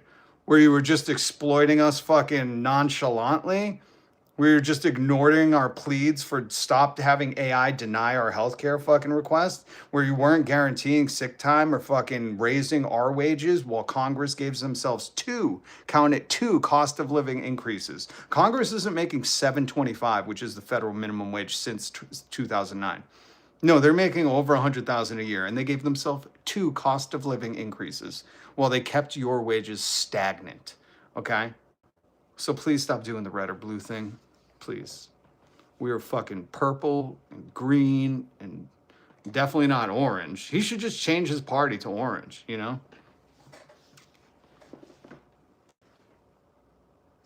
Ooh. I already did a whole thing on unemployed, and, you know, I don't give a shit if you're unemployed. You still deserve the basics of life: food, housing, healthcare, shelter. So your whole thing about like hating unemployed Americans just shows us how fucking intolerant of humanity you are and how anti-American you are. So again, bring it MAGA. I'll teach you. When you say like, oh, that American's unemployed, oh, he's homeless, what you're saying is, I hate America and I hate these people and I think they're less than me. And that's all we hear you say. So you're an absolute fucking plague on our country, because we need Americans to fucking want to help people up. You don't have housing, we should find it. What? There's 26 empty houses for every homeless person in America? Ooh, the maths, we can find you housing. See what happens when you're not fucking stupid and you pay attention and you're just not based on hate like you are? Who gives a shit if you're unemployed? Who gives a shit if you're unemployable? There's trillionaires that are unfucking employable. You know, these people are fucking the worst of the worst, and they have trillions of dollars. Let's take some of that money and give it back to the fucking people so our communities can be better. Instead, you'd like to shit on all the fucking Americans who are just trying to get by while you worship these fucking, you know, these illegal immigrants. Elon Musk is a legal immigrant. I want you to know that. And he's siphoning your money to fucking, you know, pay for his exploding trucks. I don't know what he does. God. This is the most pathetic group of people that come in here and fucking try to shit on working Americans, shit on people having a hard time. Just so you know, just because, I don't know, I've lived enough. I don't know how to explain this to people. I've lived enough and I've met enough people across the fucking globe where when I hear someone going, oh, you're unemployed, oh, you're homeless, what I hear is, wow, that is a callously fucking egomaniacal fucking ruthless fucking cockwomble. That's what I think of you. Because whenever I see homeless people or people unemployed struggling, I'm like, can I help? That fucking sucks. I know what that's like. Nobody desires to be in that position, and nobody fucking deserves to be in that position. And you hear it and you go, I'm awesome. I'm so great. And it's like, that's what's wrong with America right there. You heard this fucking rich Nepo baby do it and you thought, oh, finally somebody's saying it. You were like, let me get right in line. And then you stayed for the Epstein files. That was by choice. You stayed for the Epstein files by choice. We're going to seize his assets, Mr. Midnight Monk. You know, hey, listen, if they can do make-believe fucking Epstein Army ICE that showed enforcement and they could just fund that with $78 billion, I say we fucking confiscate, you know, that, and we create our own billionaire task force.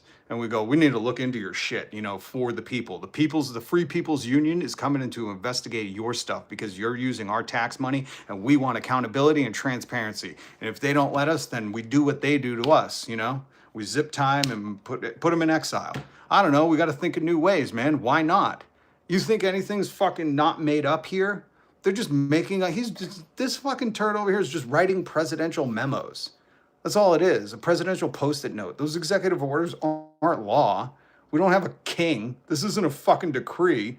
Do you see how everything's just made up? So this is why I do this every day. Hit subscribe, hit the notification bell, because as soon as enough of us wake up, we are the 99. That's a bigger number than 1. And as soon as we're fucking done with it, man. We're done with this bullshit. We need something better. And as soon as we call for accountability, transparency, guess what? Some shit's going to change. But until then, we just got bootlickers saying, walk all over me, daddy. Then we're fucked. So I don't know. But I'm open to ideas. What do you think? I don't have all the answers. God damn, if you're coming to YouTube and thinking I got all the answers, listen, man, I got a long way to learn. And that's what I love about life. I had to fucking learn this word today. Look at this. I taught you guys a word today. I didn't know this before today. I'm not here trying to pretend like I know it all. I read books. I study things. I hear what people say, and then I watch their actions. And I always follow the money. These are just life lessons that I've learned from living a lot of life. So I don't know everything. Like this, cockwomble. Okay? I had to learn that today. And then I said, you know what? I can't keep this to myself. I can't keep this joy to myself. I'm going to share it. I'm going to share it with you. Beautiful. Beautiful. Uh,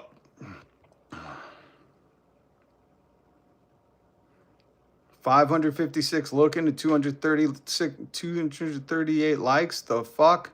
Uh-oh, William, did that make you mad? People want to wake up, man.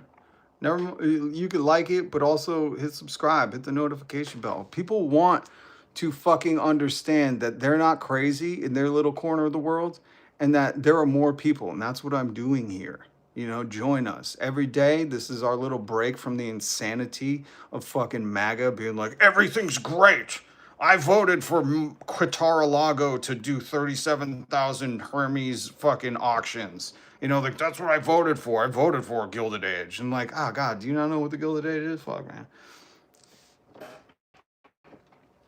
He's worse than evil. You know, he's incompetent evil. God, man. But I do agree with you. Wait. No, don't delete. Oh, I thought you deleted Manu Muncher. That's an interesting name. That's the other thing I love about YouTube is the handles, all the names. This is, how can you not fucking really enjoy people? Just come on YouTube and look at people's handles. I do it every weekday. Join me, hit subscribe, hit the notification bell. And if they're not beautiful or some kind of unique reference, they're at least creative, you know. Well, you'll see MAGA's name. But you know, hey, what's up, Cage? Good to see you, Cage. Another comrade in the house. New York life. See what I mean? See what I mean? Do real Twitch. We're in a golden age. No, he's in a golden age. None of us, you don't have, listen to me. Let me teach you something real quick about common sense and paying attention to what the fuck they're saying. When Fox Business is making fun, they are making fun of their viewers, the hardcore MAGAs. When they're making fun of them crying about gas prices. The gas prices! We're not living in a golden age. They are. And they said it the whole time. And this is what I mean. If you know anything about the Gilded Age, if you've read or just Googled right now about the history of the Gilded Age, Like, they were out front about it. This is the one thing I respect. It's the only thing I respect is they are openly grifting. They were like, we're going to have a Gilded Age. And people were like, hurrah. And I was like, oh, shit. The working class doesn't understand that the Gilded Age was poisonous for them. It was rotten. You know, these politicians that were corrupt and just enriched themselves off the back of laborers, fucking, it was great for them. Like at Qatar Lago, they're having furry parties. They're having auctions where they're selling one Hermes bag for $37,000. Well, Fox News is doing their job saying, "Oh, let's make fun of these idiots to stop complaining." The gas prices! So they were very clear in their stated goals, and that's why I'm not fucking going to play around. We want a $66 minimum wage. We want a 3-day work week. We want a 15-hour maximum work week. All you hardcore grind culture fucking people, go ahead, work 7 days. We know your friends don't like you. Your family fucking hates you. You can't get a girl to touch your wee-wee. We understand. So you could go to work all you want. I'm sure the billionaires will be right there with you, right? Because they work so hard. We want guaranteed paid vacation, guaranteed sick time. We want guaranteed fucking healthcare. We're going to pay for this by taxing the billionaire class 100%. They're just going to have to be 909 millionaires. Okay, this is very simply said, but we need to say it now and get on board. Because your life is not going to get better trusting these Gilded Age motherfuckers. You understand? This is why I'm trying to spell it out. I'm trying to show you how they have done you wrong till now. So when the news comes on and fucking disrespects you to your face, The gas prices! you go, oh no, you don't treat me like that. I have too much fucking pride. Because that's what MAGA has. And you stand up and you punch your TV or whatever MAGA does. And then you take class war action. You know, and you start listening to the people who have been in similar situations like you. I've been homeless. I've been an addict. I've lost fucking all my family members. I've suffered the healthcare system. I've suffered people with trying to get help for drug addiction. I've suffered all of this. And what I'm here to say, I'm from the future. I'm here to say that you shouldn't have to too. Not when this country claims to be the greatest in the world. Well, it treats its people the shittiest in the world, especially the working class. All those fucking passive income people, go fuck yourself.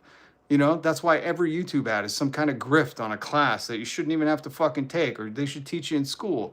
But they've monopolized it and fucking capitalized on it to try to tell you, like, hey, man, you got small D energy? Don't worry. This bald prick who has multiple charges will try to teach you as long as you just pay him enough. You know what I mean? Like, aren't you sick of this shit? We could have a cool world where you don't have to worry about taking an ambulance and trying to look up an Uber cost instead. Seriously, people. Oh, John, you are exhausting, man. I'm going to give you a 30-minute timeout just because you're so fucking stupid. You know, the people that tell you to get out of here, listen, people are going to tell you, why don't you just leave? And you tell them, why don't you fucking leave? You love a dictator. You love a fucking authoritarian. You don't want anyone to dissent. You don't believe in America. You certainly don't believe in free speech, which gave us fucking the authority to speak against the government. You are telling us to our face that you are more Russian and China than anyone in this fucking chat. You understand me, John? And you're not going to talk back because I already muted you. But I want you to understand, when people tell you to shut the fuck up and get out, why don't you say, if you want a dictator, if you want royalty, why don't you go to Russia or China, where they've already established presidents for life, and they won't let you dissent, or they'll fucking use a poison dart frog to fucking silence you. You know what I mean? Like, you would fit in better in one of those fucking authoritarian countries. Here in the land of the free, while we still have this ability to do it until people like you just try to fucking silence us all, we are going to speak against you. And we are going to say we don't support the Epstein class, ever. I don't know, this is just a crazy line I draw on the cement where I say I'm not going to support these fucking PDF files. Sorry. Jesus.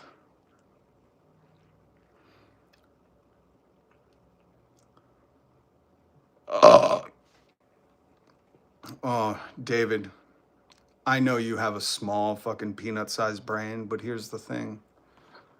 This is my live stream, and we're comrades here, socialists.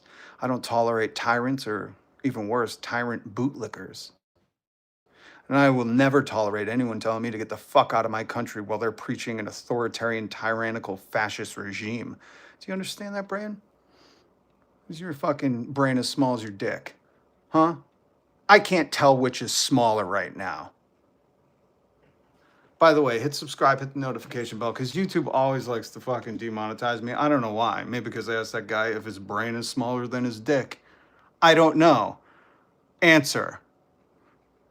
Oh, you won't answer? I'm guessing your dick is smaller. Are we having fun, folks? Are you bald? Listen, you can come on to me in different ways, but don't ask me if I'm bald. I couldn't go bald in a million years. I know you guys wish I had some kind of bald weakness, like I wasn't some kind of goddamn socialist Samson, but unfortunately, I'm not Tim Pool. I don't take Russian money, and no, I'm not bald. Thank you for the question. Next.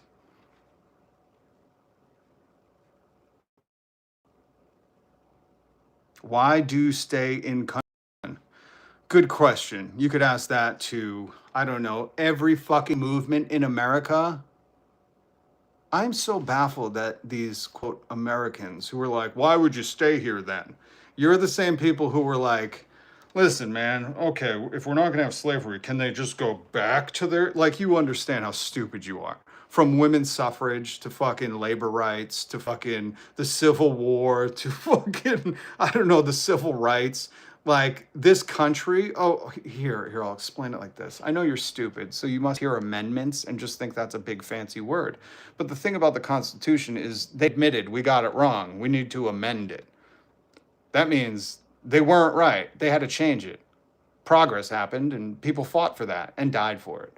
So I understand the stupidity of thinking like, hey man, this is all set in stone. If you don't like it, you just leave. But what you're seeing right now is these fucking Epstein class people are changing the laws every day, rewriting tax codes, rewriting fucking codes of ethics, rewriting everything to benefit them. And what I'm here doing is trying to fight against that, dispel your fucking cult-like small d energy brain so you understand that you have to fight for this stuff. Democracy, as Abby Hoffman once said, isn't so much a place as it is a thing you do. That means you have to participate. So if you're going to stick your head in the sand and go, well, then why, man? And not even understand the most basic of things like the amendments. Those didn't happen because the people in power were like, hell, you know what? We forgot. It happened because people fought and died for those, for you to stand here. This is why he wanted to dissemble education in this country, to keep you as stupid as fucking possible, to think that meaning being American is standing up and pledging to some fucking flag that doesn't give a shit if you live or die. Being American means that sometimes you're dissenting against this system so hard that you want it to fucking crumble because it's oppressing so many of your fellow Americans. Every fucking kid that you see, every fucking old person that you see, every fucking neighbor that you see has something wrong that is a fucking systemic problem in America. I need you to understand this. That's what politics are. They've regulated your right to fucking get the health care that over a millennia humans have worked to fucking achieve. And they hold it hostage for some fucking CEO to have AI deny you of it. God damn, man, these people. But it's okay. It's okay. We're educating. We're educating here. We're educating here.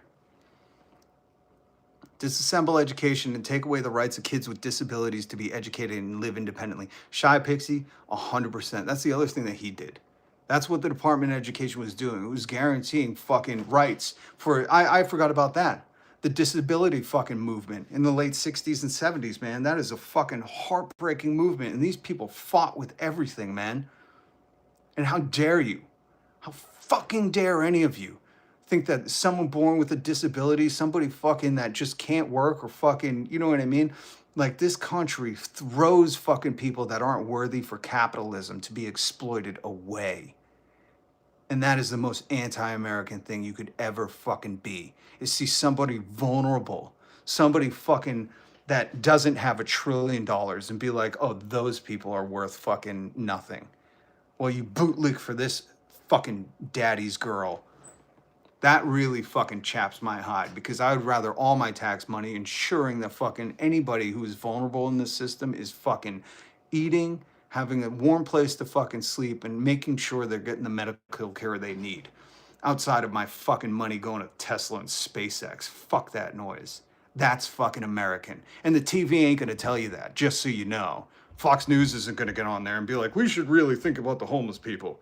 They're going to position the homeless people as worthy of being homeless. And you're going to lap it up because that's going to make you feel better with your one-room fucking studio apartment, 13 fucking friends all renting the same place and chipping in for egg at the end of the day while you're screaming about the fucking... The gas prices! Bam! I hit it. Hit it on the head. Subscribe for that. I lined that up on the fly. Listen, this isn't for everyone. Sean, I'm not the first person to say this. You're stupid, Sean. Sean, look me in the eyes. You're a maroon.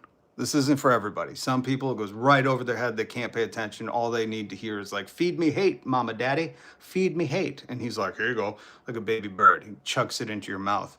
So this isn't for everybody. And listen, here's the thing I learned long ago. I'm not trying to get everybody to like me.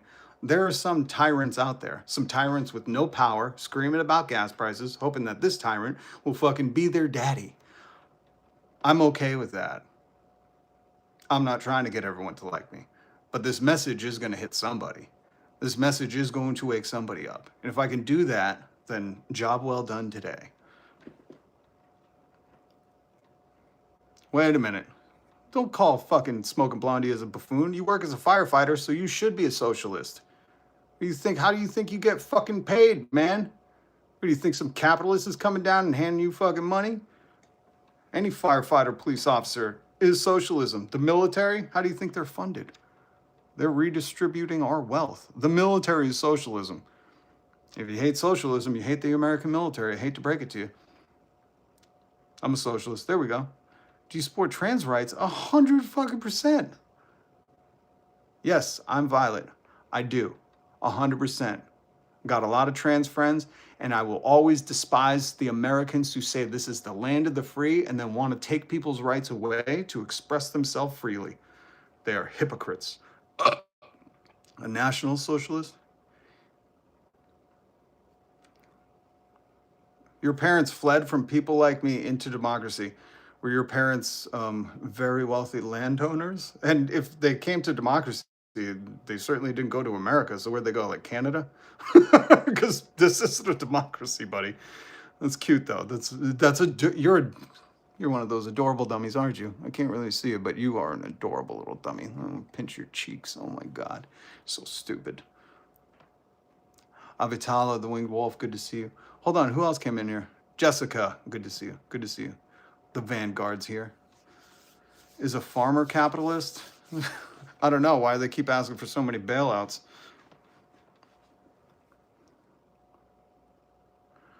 The leads. Why do people give a damn about someone does in their bedroom or with their bodies? You know why? Because they're being manipulated to think that's the problem with society, which is so hilarious in a country that calls itself the land of the free. Because I don't understand what free, not healthcare, not housing, not egg, not gas, not the water. Fucking soon they're going to rent us the air. But I would think free expression is like the pinnacle of that, you know? And you see all these gunmosexuals running around everywhere with their gunmosexuality, you know, bragging about how great they are. But somebody just wants to fucking be who they are, and all of a sudden that's the problem with society. I'm pretty sure you have all of your priorities wrong. All of them. I'm pretty sure your parents raised you wrong, and I'm pretty sure you're looking at him as like your mom, daddy, and you're just bass backwards. You know what I mean? You know what I mean? Okay. I love the comment section. I really do. Jail is freedom. Here in Mother America, jail is freedom. It is mostly funded by taxpayers, and then they do private for-profit prisons and, you know, slave labor in them. But anyways, there's a lot of problems. Jermaine, you wipe that fucking face off your head when you're talking to me. Imagine being so dumb you're a firefighter and you don't know you're part of the socialism of America. Not a guy I want putting the fire out of my house. He turns around, he sprays the fucking house not on fire. You're like, oh, God damn it. They really are hiring anyone.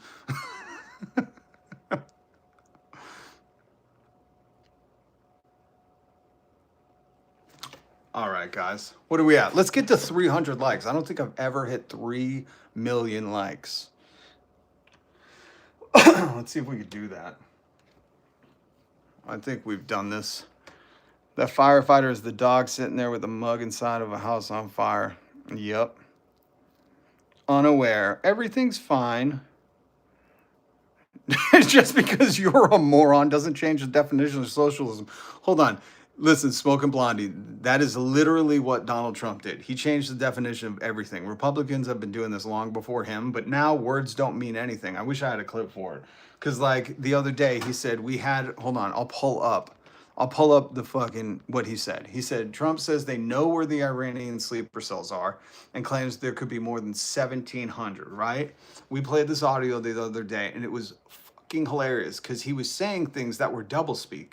Like, in the same sentence. He wasn't even trying to, like, be coy about it. He was just like, I know where all the Iranians are, I think. We have all our eyes on them, pretty much. You know, he says that shit, so it's like talking to a child. You know, when you're like, hey, did you eat all those cookies? And they're like, I didn't eat all the cookies, I think. And you're like, what do you mean you think? And they're like, I absolutely did not eat all of them, pretty much. And you're like, what do you mean pretty much? It's an out. So if ever when he's tried, you know, if he lives till trial, he'll be like, no, I said I think. And people will be like, oh, damn, he tricked us. So they're literally redefining words. I'm pretty sure it's in 1985 or one of those dystopian things where, like, words don't matter anymore, you know? So literally you have a firefighter who does not understand that that is part of the socialism of America. We all pay taxes and they redistribute our wealth so we can have welfare in our communities. Another terrifying Americanized word. Welfare is a good thing. If your community has welfare, that means the welfare of the people is taken care of. You should just look these things up. But they've redefined it to these negative contexts. So they just hear socialism and they think, oh, they're going to steal all my money. No, you already pay taxes. And that goes into different things like Social Security and fucking fire departments and the military. A lot to the military, $12 billion in 2 weeks. So that is the quintessential part of MAGA. You know what I mean? That they are redefining everything. Terrifying. All right, guys. Let's see if we could get 12 more likes. I don't think I can do it, but who knows? Who knows? This is Empty Cross's Bunk Bed Coffin. Hit subscribe. Hit the notification bell. Join me in the vanguard every day in the class war. That's what we're in. Sharing is caring. There we go, Enigma. Amazing. Why don't the rich pay their fair share? Because they're greed monsters. They're greed monsters. And there's no cure for greed. Well, guillotine? I don't know. Hit like and subscribe, peeps. Thank you, CJ. Good to see you. Socialist Coast Guard vet. Damn. Azzy.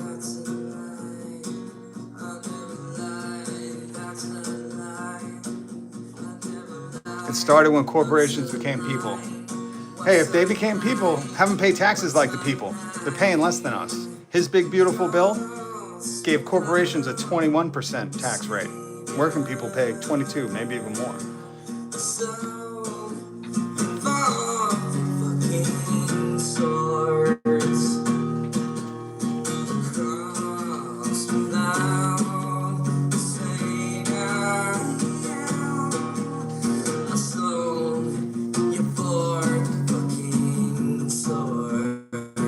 Money is free speech. Corporations are people. Warmongering is peace. What song is this? This is Bunkbed Coffin. Link in the description. Bezos pays 1.1% tax. He probably can't afford to pay anymore, guys. You know, 1% is enough for a billionaire. Oh my God. Oh, get out the good pitchforks, folks.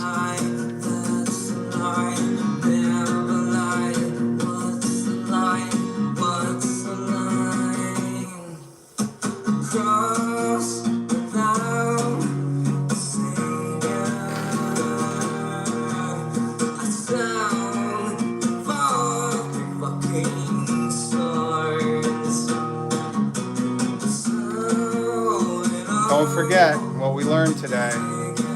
This is an educational piece. And don't be a cockwomble. Please don't. Try not to be a cockwomble. Peace. War is peace. Freedom is slavery. Strength is peace.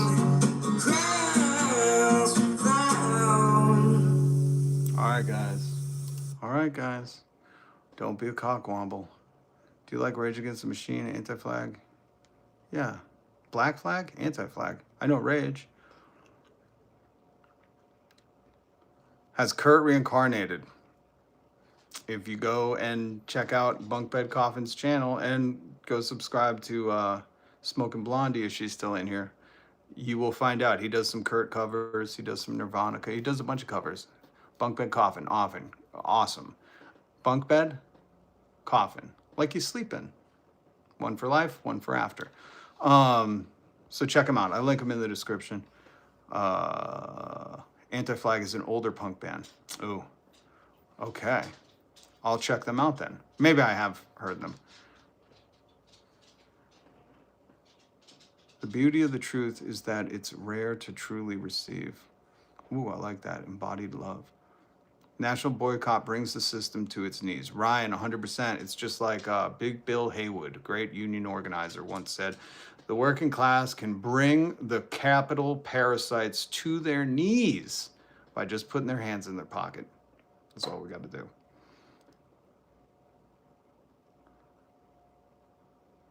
All right, guys.